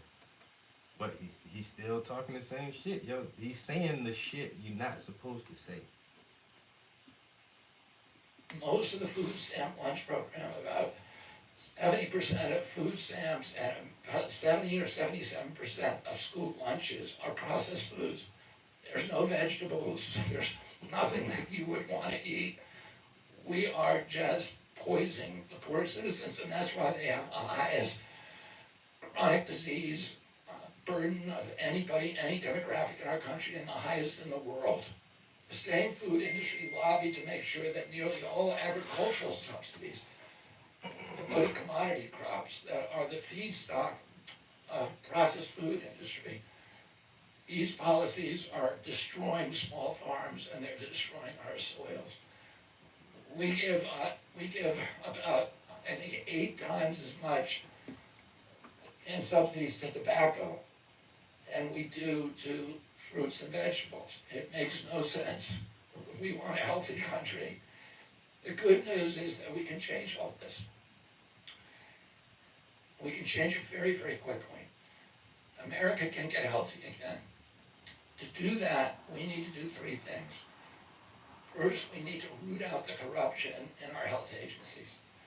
Second, we need to change incentives in our healthcare system. And third, we need to inspire Americans to get healthy again.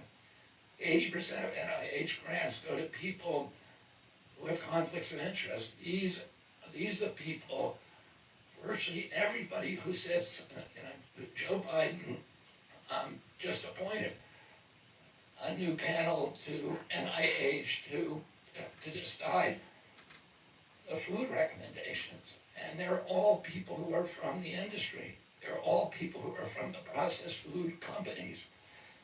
They're deciding what Americans, here is healthy. And the recommendations on the food pyramid, and what goes to our school lunch programs, what go to the program, the Swiss program, the food stamp programs. They're all corrupted and conflicted individuals. These agencies, the FDA, USDA, and CDC, all of them are controlled by giant for-profit corporations. 75% of the FDA's funding doesn't come from taxpayer, it comes from pharma.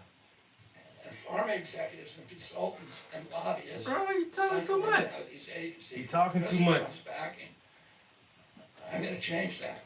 We're going to staff these agencies with honest scientists and doctors who are free from industry funding. We're going to make sure the decisions of consumers, doctors, and patients are informed by unbiased science.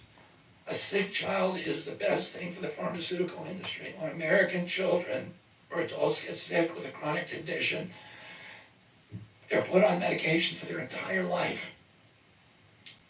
Imagine what will happen when Medicare starts paying for Ozempic, which costs $1,500 a month, and is being recommended for children as young as 6, all for a condition, obesity, that is completely preventable and barely even existed 100 years ago. And 74% of Americans are obese. The cost, if all of them took their Ozempic prescription, is $3 trillion a year. This is a drug that is made by Novo Nordisk, the biggest company in Europe. It's a Danish company, and the Danish government does not recommend it. It recommends change in diet to treat obesity and exercise. And in our country, the recommendation now is for Ozempic to children at age 6. Novo Nordisk, the biggest company in Europe, and virtually its entire value is based upon its projections of what it's going to sell, of the Ozempic it's going to sell to America. And we have the food lobbyists have a bill in front of Congress today that is backed by the White House, backed by Vice President Harris and President Biden, to allow this to happen. This $3 trillion clause that is going to bankrupt our country. For a fraction of that amount, we could buy organic food for every American family, 3 meals a day, and eliminate diabetes altogether. We're going to bring healthy food back to school lunches. We're going to stop subsidizing the worst foods with our agricultural subsidies. We're going to get toxic chemicals out of our food. We're going to reform the entire food system. And for that, we need new leadership in Washington. Because unfortunately, both the Democrats and the Republican parties are in cahoots with the big food producers, Big Pharma and Big Ag, which are among the DNC's major donors. Vice President Harris has expressed no interest in addressing this issue. 4 more years of Democratic rule will complete the consolidation of corporate and neocon power, and our children will be the ones who suffer most. I got involved with chronic disease 20 years ago, not because I chose to or wanted to. It was essentially thrust upon me. It was an issue that should have been central to the environmental movement. I was a central leader at that time. It was widely ignored by all the institutions, including the NGOs, who should have been protecting our kids against toxins. It was an orphan issue, and I had a weakness for orphans. I watched generations of children. I've never heard a politician speak like this. That's why they don't want them to fucking debate. That's why they don't want this man to speak up, yo. Classrooms and to their friends, and I watched these sick kids, these damaged kids. In that generation, almost all of them are damaged. And nobody in power really seemed to care or to even notice. This is why I'm still for 19 years, I prayed every morning that God would put me in a position to end this calamity. The chronic disease crisis he's not was one using of the primary teleprompter. reasons He got for my all running these for president, statistics in his head. along with ending the censorship in the Ukraine war. It's the reason I've made the heart-wrenching I decision told you guys he was to gold. suspend my campaign and to support President Trump. This decision is agonizing for me because of the difficulties it causes my wife and my children and my friends. But I have the certainty that this is what I've meant to do. And that certainty gives me internal peace. Even in that certainty gives me, if I'm given the chance to fix the chronic disease crisis and reform our food production, I promise that within 2 years, we will watch chronic disease burden lift dramatically.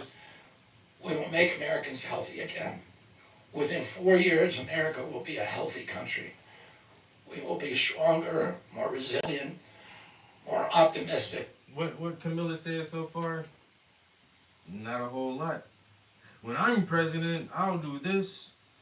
I'll take taxes off of tips, and that's her big platform right now. She said something else, but I'm like, bitch, you still not saying that. This man then ran through 6 or 7 policies already. And we got to get these corporate people out of these positions. We got to clean up Washington. We got to get our people healthy. We got to stop the FDA from poisoning us. Yeah, okay, I'm with you. I'm with you on that. Here, I won't fail in doing this. Ultimately, the future, however it happens, is in God's hands, and in the hands of the American voters and those of President Trump. If President Trump is elected and honors his word, the vast burden of chronic disease that now demoralizes and bankrupts the country will disappear. This is a spiritual journey for me. I reached my decision through deep prayer, through hard-nosed logic, and I asked myself, what choices must I make to maximize my chances to save America's children and restore national health? I felt that if I refused this opportunity, I would not be able to look myself in the mirror, knowing that I could have saved lives of countless children and reversed this country's chronic disease epidemic. I'm 70 years old. I may have a decade to be effective. I can't imagine that President Harris would allow me or anyone to solve these dire problems. After 8 years of President Harris, any opportunity for me to fix the problem will be out of my reach forever. President Trump has told me that he wants this to be his legacy. I'm choosing to believe that this time he will follow through. His son, his biggest donors, his closest friends, and all support this objective. My joining the Trump campaign will be a difficult sacrifice for my wife and children, but worthwhile if there's even a small chance of saving these kids. Ultimately, the only thing that will save our country and our children is if we choose to love our kids more than we hate each other. That's why I launched my campaign to unify America. My dad and uncle made such an enduring mark on the character of our nation, not so much because of any particular policies that they promoted, but because they were able to inspire profound love for our country and to fortify our sense of ourselves as a national community held together by ideals. They were able to put their love into the intentions and hearts of ordinary Americans and to unify a national populist movement of Americans, blacks and whites, Hispanics, urban and rural Americans. They inspired affection and love and high hopes and a culture of kindness that continue to radiate among Americans from their memory. That's the spirit on which I ran my campaign and that I intend to bring into the campaign of President Trump. Instead of vitriol and polarization, I will appeal to the values that unite us, the goals that we could achieve if only we weren't at each other's throats. The most unifying theme for all Americans is that we all love our children. If we all unite around that issue now, Damn, I'm getting we can finally give them the protection, the health, and the future that they deserve. Thank you all very much. You know what? Trump ain't want to debate that motherfucker right here. So he's leaving now. RFK Jr. announcing he is suspending his campaign. He will withdraw his name in battleground states. He will leave his name on ballot in some other states. And he is supporting former President Trump. Trump is speaking right now, but I actually have the video of Trump speaking right now. Guys, real quick, let's go over to Trump speaking right now. He already mentioned, he said that they got a nice endorsement. I believe, I saw reported that Trump already said that he got a nice endorsement from RFK or something like that, and he'd be talking about RFK night. But really quick, just to do it, let me take you over for a second to the Trump speaking, just so you can see it for a second. Hang on a moment here, and then I'll talk to you about this. And his no tax on tips policy is going to help my family. It's going to bring immediate relief to my pocketbook and my 7 kids. And all of you here who have children and families to take care of, this is going to be a great thing for all of us. So let's get out and vote for President Trump. Let's win Nevada for President Trump. Let's get out there. Register all your friends and family. Tell everybody about this policy.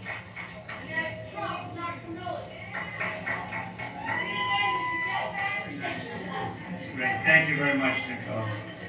Thank you. I'll bet she does a great job too. I'll bet you do a great job. And do you have any doubt about Nicole? I don't think so, right? You love it, right? You love it. So Trump is in Las Vegas. So thank you very much. We're also have a little bit of a special. hey, let me ask the chat a question. Chat, I was going to show you some of this and then talk about RFK. Do you guys just want to talk about RFK? Yeah. I cannot show any of the Trump remarks, and just we can talk about RFK. Yeah, let's do that. Really quick, post in the chat. Do you guys want to see some of what Trump is saying, or just want to talk about RFK? I'm just going to go off what the chat says. Let me just see what people are saying. Trump, let Trump talk. RFK for now. All right. Let's listen to a couple minutes of Trump. I'm going to be...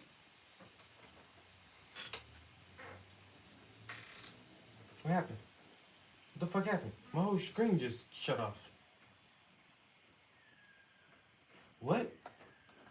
What is going on with my electronics today? My whole shit just crashed.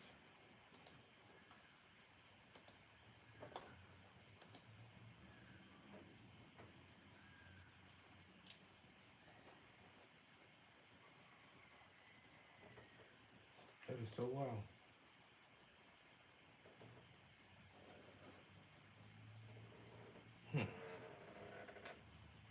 Guess you can't be watching this shit.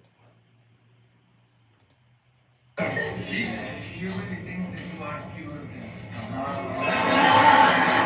I see. She agrees on that. Well, that's a good thing to agree on. That's thank you very much. Appreciate it. Great job you do. So thank you to Javier, to everybody under my leadership.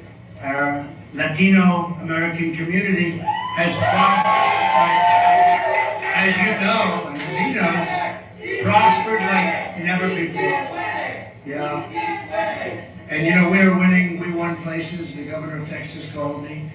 The last election, we won every border town along the border, and almost entirely Hispanic. And we won all of them. We won the votes. First time, they said, since Reconstruction. So I said, when you say Reconstruction, you know, that's a little complicated word in a sense, because it means a lot of things to a lot of people. But I said, that means Civil War. Is that what you're referring to? That's right. Since the Civil War, that's never happened. And we did it twice. We did it in 16, and we did even better in 20. We actually did much better in 20 than we did in 16, but lots of strange things happen in life, right? But we're doing better now than either of those two. With more spirit. I mean, you look at outside in the street, how many people are out there, and I only hope they stick around when I leave and they come into your restaurant. You'll never be able to serve them. It's just too many people, but you're going to see. But Hispanic American household incomes hit an all-time high under the Trump administration. Hispanic American unemployment rate hit the lowest it's ever hit, lowest ever. Hispanic American poverty rate reached a record low, the lowest number ever. And by the way, it's now inched up very substantially. And yesterday, Javier, they did something that was terrible. It was just found out. They reported that 818,000 jobs were here. They weren't. They were fake. They reported fake jobs, and they were going to announce that after November 5th, the most important day in the history of our country, the election. They were going to report it after, but there was a whistleblower or somebody leaked it. There was a leaker, a friendly leaker, a patriot leaker, leaked it, and that's not a revision. You know, usually they call that a revision, like there's, 10,000 jobs. This is 818, I think it was the biggest number, certainly in memory. 818,000 fake jobs they reported. They don't exist. Total fake job, and this is what we're dealing with.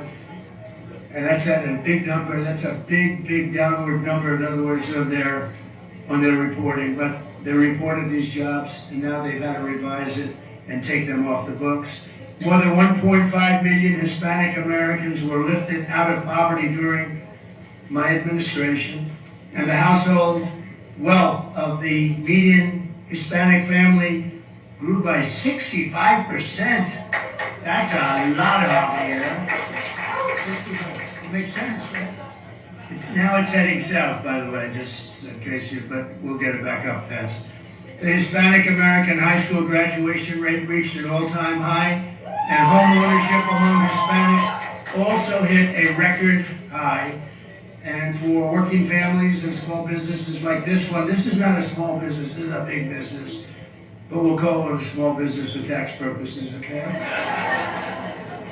We delivered the largest tax cuts and regulation cuts in the history of our country. We achieved energy independence, and we built the greatest economy any time in the history of the world. It was the strongest economy anybody had ever seen. Under Kamala, it has been one disaster after another. Take this comment right here, yo. Ladybug Bolgia, Agenda Free TV. This is the first time Amish Americans are voting. They don't get involved in politics. Global policies will take their farms. The border, you want to really see a disaster. I was there yesterday. What a disaster. After Kamala cast the tie-breaking votes on the bills that caused the worst inflation in decades, the Harris price hikes have cost the typical Nevada family. And you take a look. So the Nevada family spent $32,000 more under this horrible regime of people that don't know what the hell they're doing. Now Kamala is promising communist price controls on food. Her plan will cause catastrophic inflation, shortages of rationing. The restaurant industry will be obliterated. And I say welcome to 1929. Do you know what 1929 was? You don't want to know, right? You don't want to know, but that's where they're headed if they do what they're planning. Kamala is also pledging the largest tax hikes in American history, and Las Vegas hospitality industry would actually never recover from that. It's the largest tax hikes in history, and you know, you heard her words last night. She doesn't talk about that. You notice they talked, I guess she mentioned the Trump name many, many times, like 19 or 21 or something. She didn't mention the border. She didn't mention inflation. She didn't mention the bad economy. She didn't mention crime. She didn't mention any of the things that she's supposed to be mentioning. But she mentioned Trump 21 times or some crazy thing. And she mentioned thank you about 50 times. Did you see the beginning? Thank you, thank you, thank you, thank you. Thank you, thank you, thank you, thank you, thank you, thank you, thank you, thank you. I said, what the hell is wrong with her? But then she recovered. She did much better. But she didn't tell anything. She didn't say anything.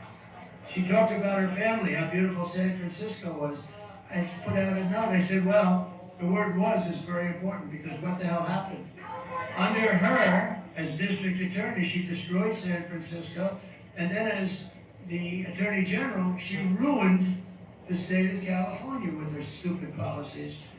But she was showing her beautiful life in San Francisco, and everybody was joking. That was before she destroyed it. Yo, when the Amish She started voting, supported the idea of a 70 to 80% tax hike. I don't think the man behind me will be happy. You wouldn't mind paying 80% in taxes. What the hell? He says, whatever's good for America, right? 80% tax rate, and now she's even pushing a tax on unrealized capital gains. In other words, the appraisers are going to make a lot of money, which will soon be applied to small business owners, and you will be forced to sell your restaurant immediately, and the new owner won't do the job, and this restaurant will be closed. But we're not going to let that happen, Javier. We're going to make it bigger, better, stronger, just like the country.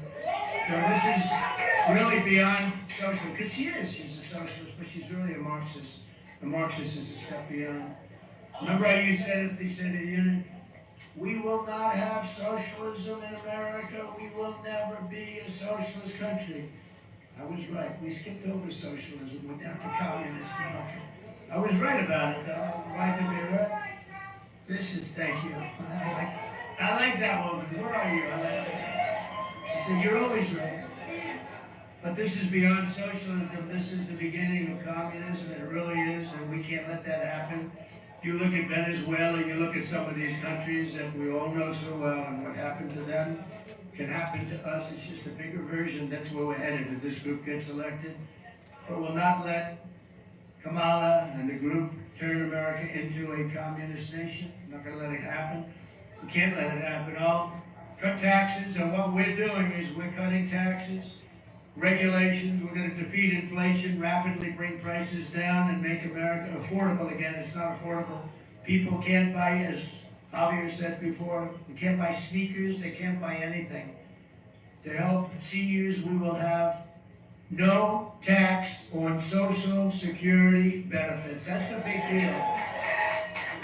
I don't know. I'm trying to figure for restaurant workers, and all workers, tip workers, that's no tax on tips, but the Social Security, no tax, because they've driven them out of business. These people have suffered, and they've done things the right way. They've saved, and then the inflation destroyed them.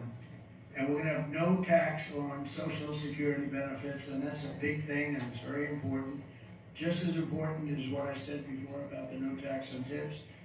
Kamala wants to bring sky-high California energy prices to the rest of the country, and they have just destroyed California. First time ever, more people left California than came in. They've never had that before because they have the best weather, the most beautiful land, everything is so good, but they have a terrible governor. He doesn't know what the hell he's doing, but he's got a great line of bullshit. You know?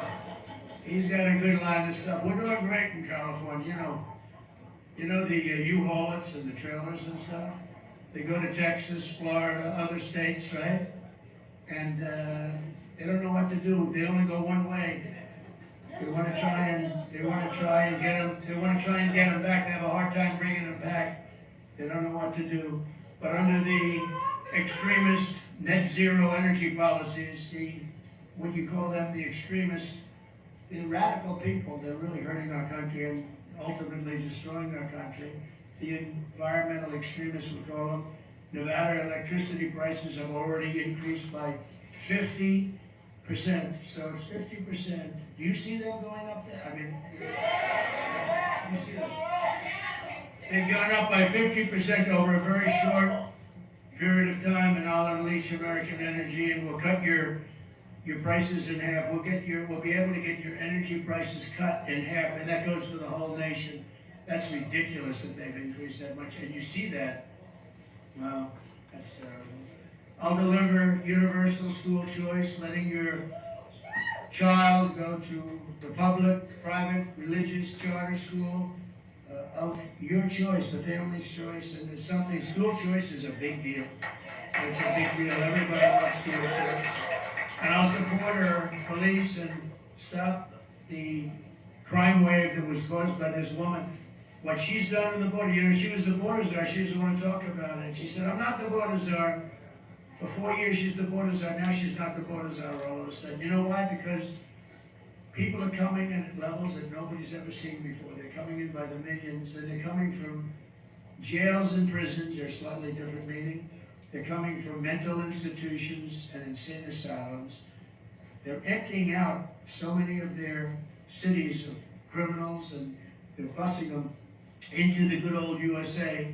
They're busing the worst gang members, the worst drug dealers, terrorists, and they're bringing them in and dropping them here. They're saying, if you come back, we're going to kill you. We're going to kill you if you come back, or we'll give you the death penalty, but we're going to kill you if you come back. So they're dropping their criminals here.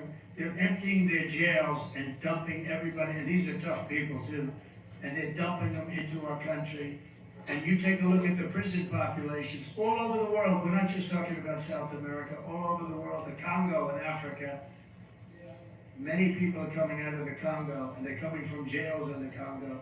So the jails are being emptied, the mental institutions are being emptied, and they're all coming to the USA. There'll be customers very shortly of Javier's fine restaurant.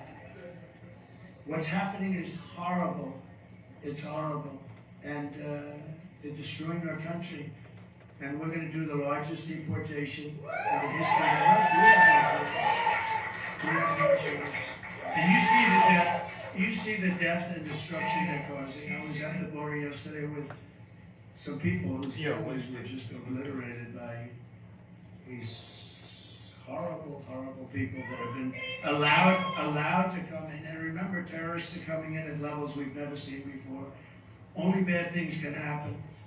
So I'll secure the border, keep radical Islamic terrorists out of our country, and we will do something that's very important. I will prevent World War III. You have World War III is on the cusp. You take a look at what's happening. Biden didn't have a clue what he did with Russia and Ukraine. What that happened, that's a war that should have never started. If I were president, zero chance that would have happened. It would have never, and it didn't for 4 years. Same thing with Israel. October 7th would have never happened. And you know what else?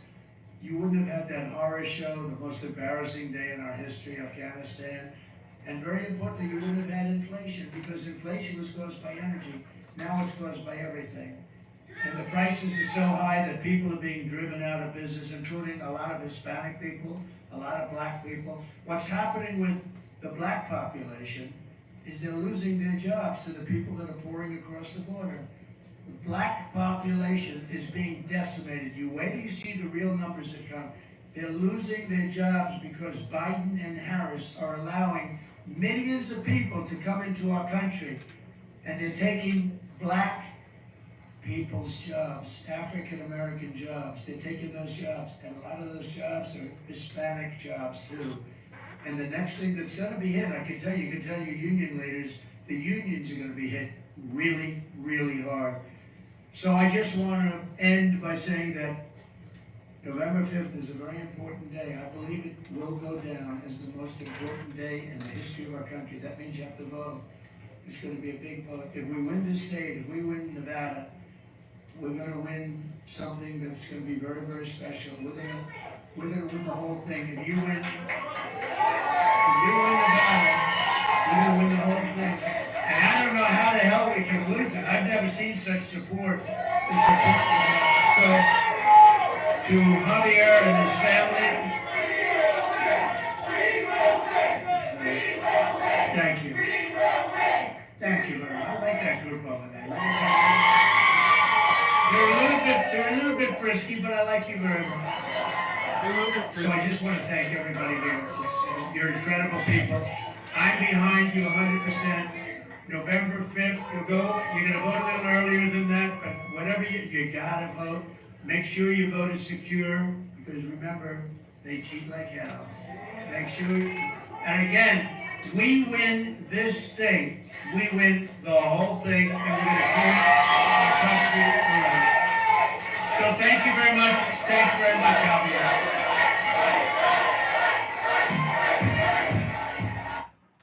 Okay, so thanks for sticking around. We watched RFK Jr. speak, but once RFK Jr. finished, Trump was speaking live in Las Vegas. So more of you, a bunch of you, I polled the audience, and more of you wanted to just watch the end of his remarks first. So we watched the end of Trump's remarks. He is going to be doing a rally tonight in Arizona, and it's possible that RFK Jr. will appear there. I think I'm going to end up covering that rally, because it seems like there's a decent chance RFK Jr. will appear at the rally, because RFK Jr. A short while ago, and you can rewind this broadcast if you missed the speech, but RFK Jr. said he's suspending his campaign, he's pulling his name off the ballot in battleground states, and he said, RFK Jr., that he is supporting Trump. And then I think maybe that guy on the right there is a fan of Trump's and said his daughter is a big fan of Trump's. So I'm guessing maybe he's standing with his daughter now. Although I'm not sure about this now. Maybe his daughter is one of the people there. But he said his daughter really was a big fan of Trump. So, anyways, so what I'm going to do is I'll probably cover the rally, which we're going to talk a little bit about RFK Jr. and then I'm going to eat, and I'm going to get off and eat something and then come back on probably for the rally, because I do think there's a decent chance that RFK Jr. will be at the rally, because RFK Jr.'s speech was in Phoenix, and Trump's rally is in Glendale, Arizona, which is just the next city over from Phoenix.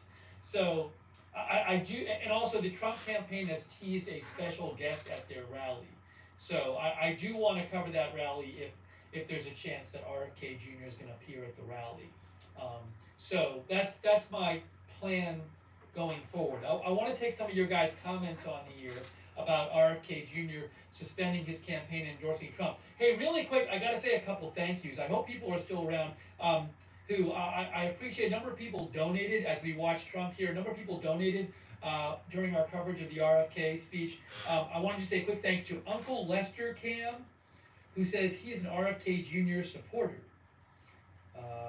And he says he's going to vote for Trump because RFK Jr. is endorsing Trump. Thank you, Uncle Lester Cam, for your support. Thank you, Casmira Flanagan, for your support. Leon Yoder, Jay Spike, Jay Haas, thanks for your support. Evelyn Volmer, Boomer Wow, Christy Warshower. This is the thing too. RFK seems like a pretty smart, level-headed guy. Joshua Martinez, Mr. Nobody, Michael E. Cantrell. And thanks so for you your have support. to question Mask, why Crazy Yoda, Sandra Taylor, Mr. Nobody, Ray Paul's Pitch, he's not Bebop and backing Rocksteady, the James Spiller, Biden Harris and thing. Also Jason Cheshire and Johnny Mack and Parla Media. Thanks for your The support. one Samantha other Hatley as popular well. candidate And Punish that got Fox any kind Show. of pull in the race And at Amy all, Marie, and long-range however precision small it shooting, may Angel be, Mendez, when he Vanessa, decides and to Mitchell switch Black. sides, Thank you. Sorry, I couldn't thank what people side does he choose? during the speeches, And obviously. So I do appreciate your support for the channel. And we're still watching Trump here at the end of his Las Vegas event. Thanks also to Uncle Floyd GG for your support on Twitch and Eat Bites. And okay, so let's talk a little bit about RFK Jr. Suspending his campaign. Let's talk about that. What do you guys think? And hold on, let me just do this. I'm not going to, as we continue to watch Trump here. So Trump will be heading from Las Vegas to Glendale, Arizona, where his rally is tonight. His rally, he is supposed to speak sometime after 7. That's the official start time, is 7 Eastern time. There may be speakers before that, but we'll definitely. If I'm planning on covering it, so I would be on sometime before 7 Eastern time. Oh, is he taking questions? Hold on a second here. No, they're hold on. They're going to turn the music down. It looks like he's going to take some questions. Is he going to take questions? Hold on.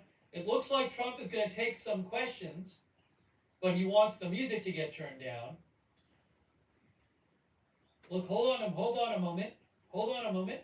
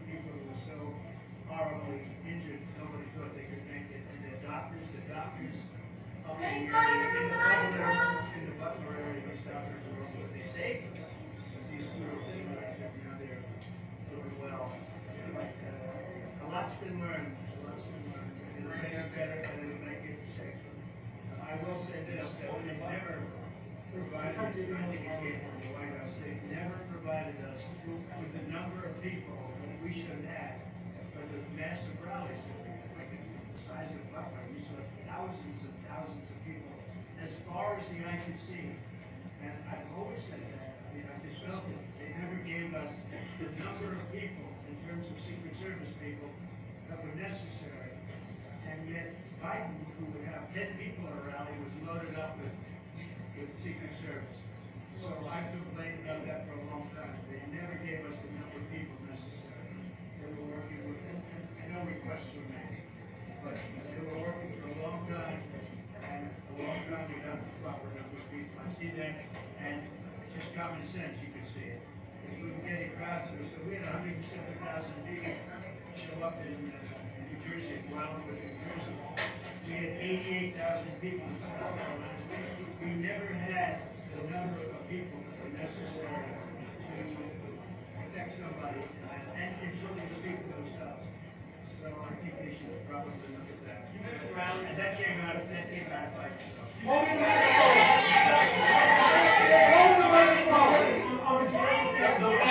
On the general situation, there's a widespread perception that Congress will listen to by has thrown you off your grade, got rid of your skin. What do you say about it? No, I think we're doing great. I think we're leading. We just had a rescue people up by 5. We're doing, I think, very well. What is unfair is that it's unfair to him, but it's also unfair to me. I was leading by 17 or 18 points after the debate, and they said, you know, he's going to lose. And they went and told him, you're going to lose, we're going to replace you. President Nancy Pelosi went in with a group, Obama, and with others, but they went in with a group and they said, you know, we want you out. And they took him out, and it was a bad thing to do, but also unfair to me. I spent $100 million fighting against the man that won in their party. And we had a debate, and the debate was good for me, it wasn't good for him. And then all of a sudden they take him out and they put somebody new in that never got a vote. She didn't get a single vote. He got 14 million votes, he got none. So I'm running against him. Now we're up in the polls. We're winning on the swing states, but you know, I've got to beat 2 people instead of 1. That never happened either, so it's not a very fair thing, but I live with it. Yeah, did you have it? Okay, if you think the rank and file union for the culinary workers is going to peel away from the leadership of I think they're going to peel away and endorse me. I think the culinary union is because a lot of the people, a big percentage of the people, they always support at the top level.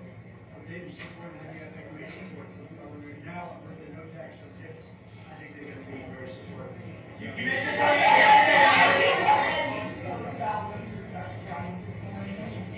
Yeah, no, very good. I'm very strong on yeah, very strong. I mean, we're leaders in it. And I think people are seeing that. Votes are being taken, and that's what they wanted for years. For 52 years, they wanted votes to be taken by the states. And they wanted Roe v. Wade to be brought into the states. And it's really happening. It's really happening. We have a situation that for years that whole issue's been tearing our country apart. And now the states will get the vote.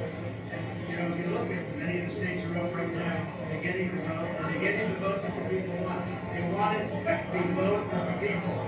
And like Ronald Reagan, you know, I've gone through it a lot. You're going to have choice, and you're going to have different things that you can talk about. But when you get into that issue, reproductive rights, I think what we've done is so right. What the Democrats do, take a look at what they're doing. They have the governor of Minnesota who has the right to kill a baby after this is an abortion. This is after birth. Because he's got that. And think of it, in Minnesota, he's got that right. And how can you have a right like that? And they're actually the radicals. If you think about it, they're actually the radicals. So we brought something out. Everybody wanted it this way. Everybody felt strongly about it. Democrats, Republicans, liberals, conservatives, everybody. And every legal scholar wanted it brought back to the states. They brought it back to the states. The states are voting on it right now. A lot of them are voting on it right now. And I must say, Ohio became much more liberal in the sense of that vote. You know that. Kansas, much more liberal. Others, I guess, different. But it brought it back to the people. Nobody wanted it. Nobody wanted it to remain in the federal government. And it won't be in the federal government. It will never be in the federal government. It will be in the states where everybody wanted it. And if you go back and look back 10 years, 15 years, everybody wanted it. Legal scholars, everybody wanted it brought back to the states. And that's what it is. Do not want abortion resident taken away from them.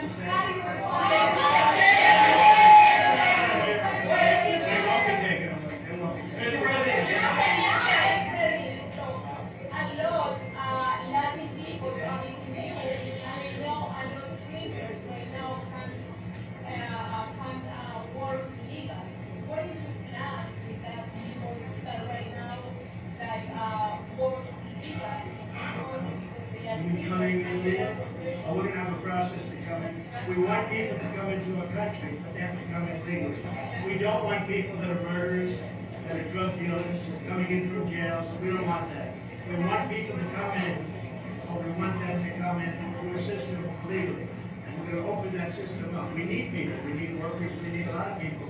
We want them to come into our country, but we don't want to come in from prisons. We don't want to gang members. That Venezuela gives us the MS-13 gang members. We don't want that.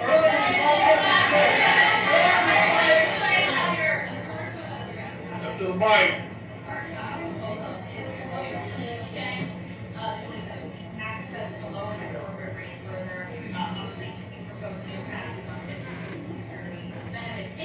Well, I'm reducing taxes, she's increasing taxes, and her increase on corporate taxes, and even businesses like this, it's going to drive businesses into other countries.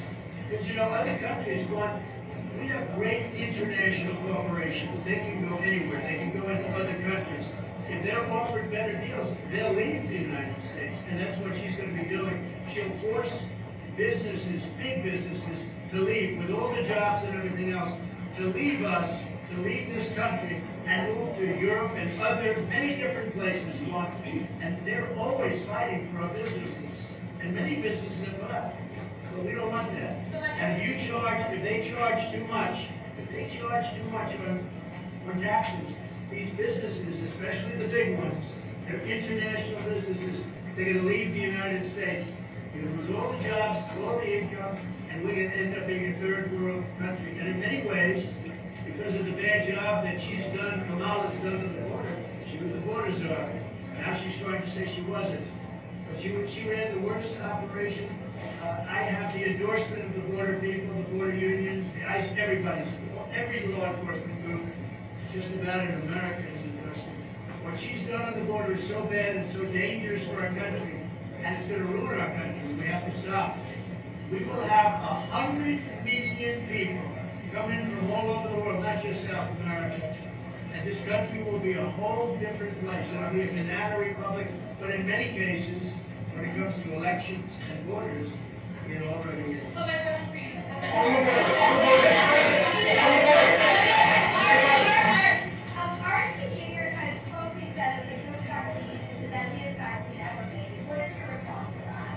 I'm going to have to see, because I haven't seen it yet. I'm seeing it. Mr. President, I had an issue here in Southern Nevada, availability of land. One of your policies is like releasing more federal land, building houses. How can you enact that here in Southern Nevada? Because that is a huge issue here in Southern Nevada, and building more. Well, we want to have land, so we can have housing built in certain areas like this area. They don't have the housing. And we have so much land, and we want to put it to use. So we're going to have land released, and on that land, we're going to build housing. We're going to have housing built. And it'll be great for Nevada, and it'll be great for other areas.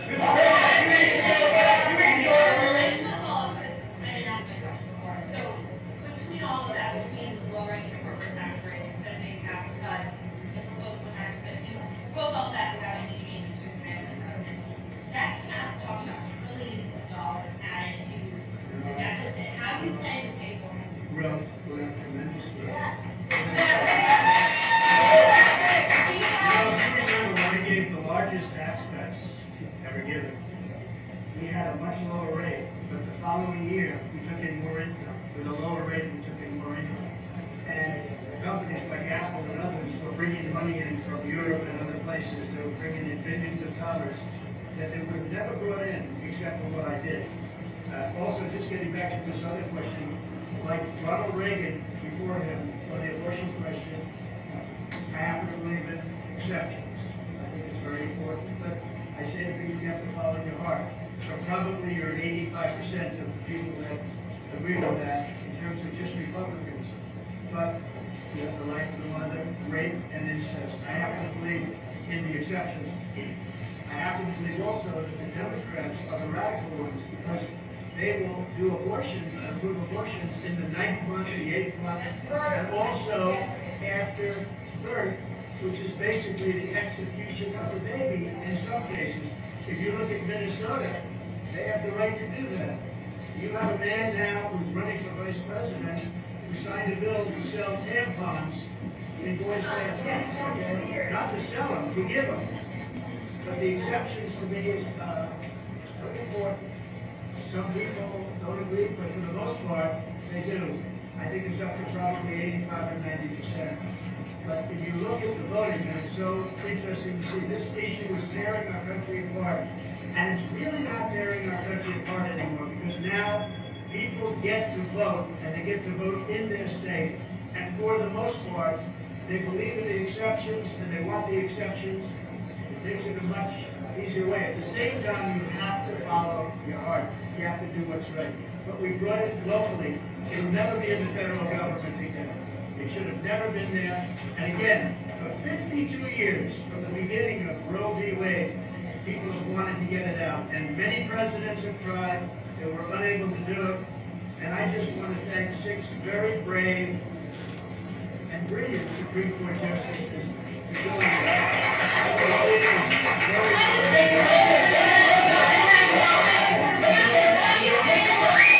Why do they gotta? God damn.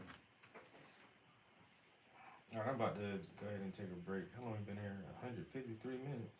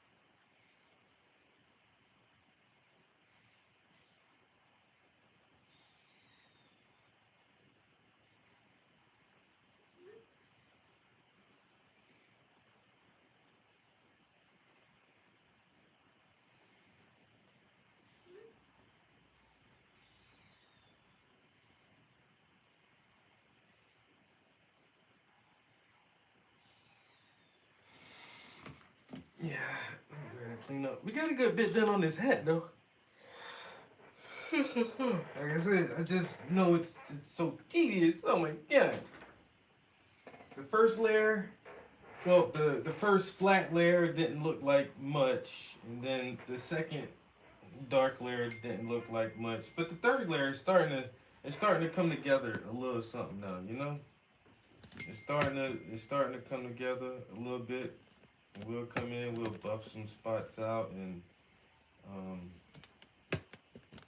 fade some spots in. Let me see, actually. Get my buddy fucking with me. He's a never nude, and I be fucking with his ass because he had to beef with pants on it. Bro, stop.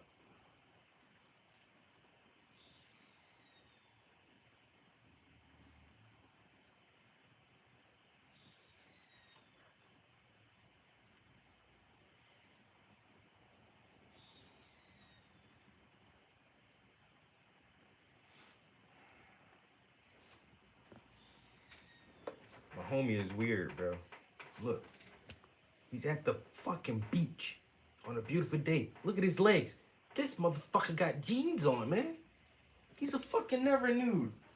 He's a never nude, bro. This motherfucker don't like showing his skin. And he always trying to get me to do shrooms. I keep telling his ass, I ain't doing no damn shrooms. Man, what's wrong with you? Trying to have me tripping balls and shit.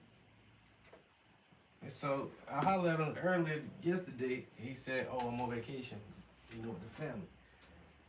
I was like, all right, hey man, you down there with the good weather? I said, I had to fuck with him. I said, hey man, if you show me a picture of you with some shorts on, I do some shrooms. And then he just texted about, oh, I went boogie boarding earlier, but nobody filmed it. I was like, hey bro, no pictures. It didn't happen, nigga. No pics, it didn't happen.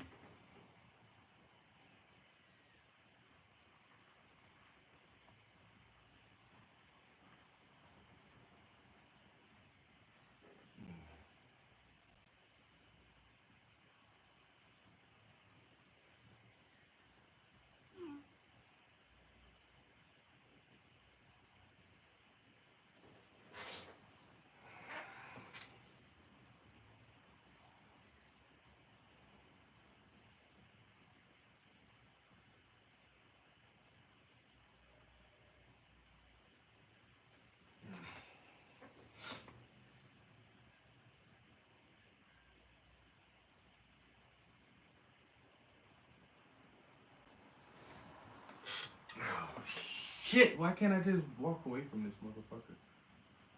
Right. Alright, that should be good for this evening. Yeah, let it marinate. It's in the morning. Depending on how early I get up, if I get up before daylight, I'm gonna come right up in here and get some hours in before the sun comes up. But as soon as the sun comes up and that grass is dry enough from all the morning dew, I feel like I do gotta hop out there and get that grass cut tomorrow morning.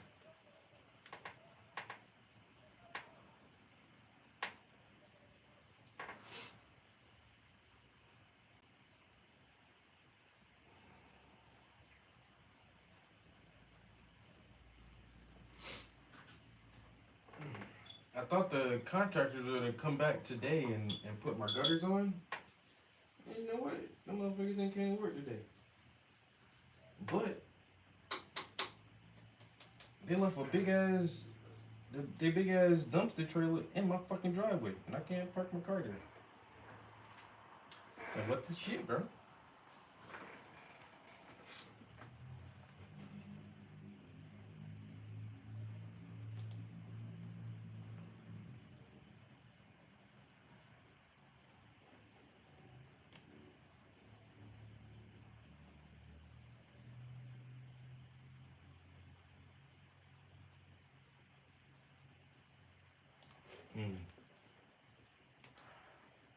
From the screen.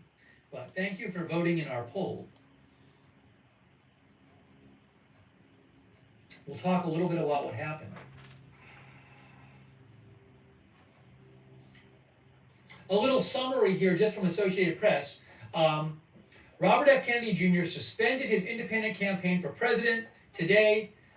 If you missed it, you can rewind this broadcast and you can watch. He did a whole speech. It was, I want to say it was like an hour long or something. So you can go back and watch it if you want the details of his speech. Just watch it on the stream.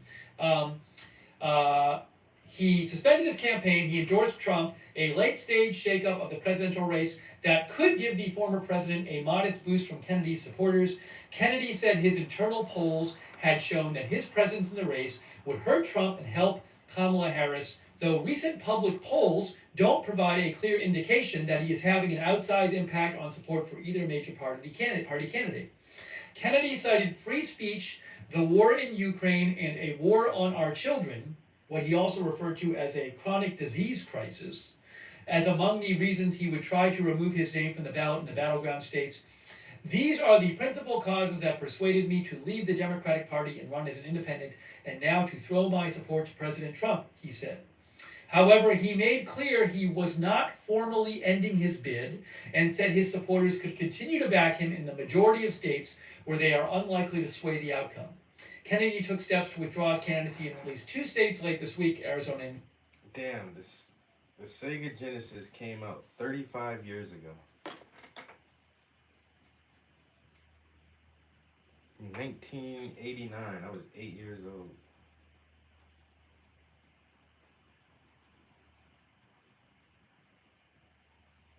That's wild.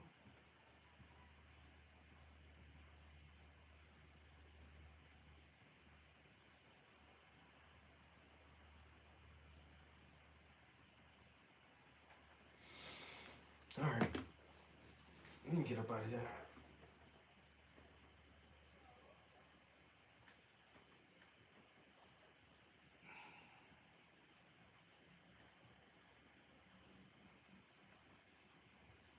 This tablet about to run in the way.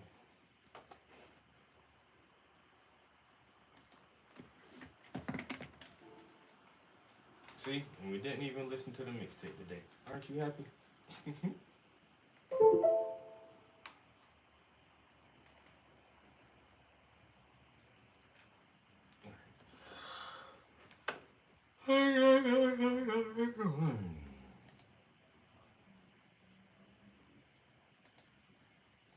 Shut this shit down, son. Shut it down.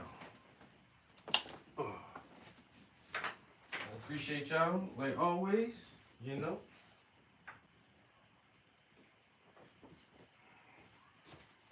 Yeah, I already knew that. I I already knew this hat was gonna be a little issue. I already seen that coming.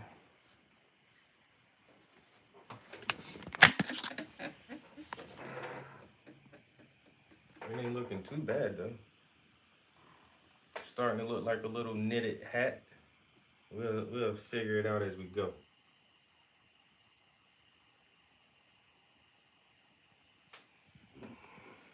Looks better from a distance, you know. So like I said, we'll do his hat, and then his glasses need to be detailed. There's a bunch of highlights on there. I may add a little more highlights to his beard, but then like the next major thing is that scarf. More than likely I can finish this hat tomorrow.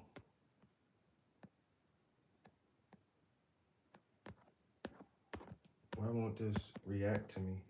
I'm trying to, I don't know, it won't let me zoom back out for some reason. Hello.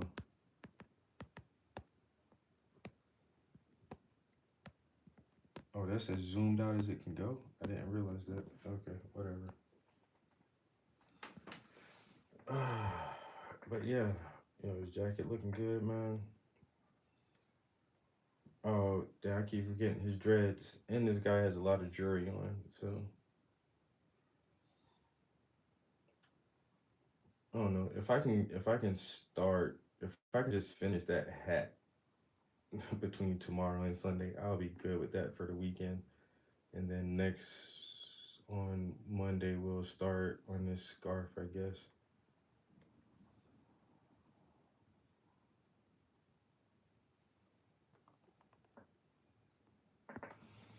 All right, man. Sure appreciate y'all. The motherfucking amigos. Hope y'all have a good evening. Get what y'all need. I might stream some video games when I get downstairs. But if I don't chat with y'all in there, I'll chat with y'all tomorrow morning. Peace. I keep forgetting where the end button. All right, I'm out of here.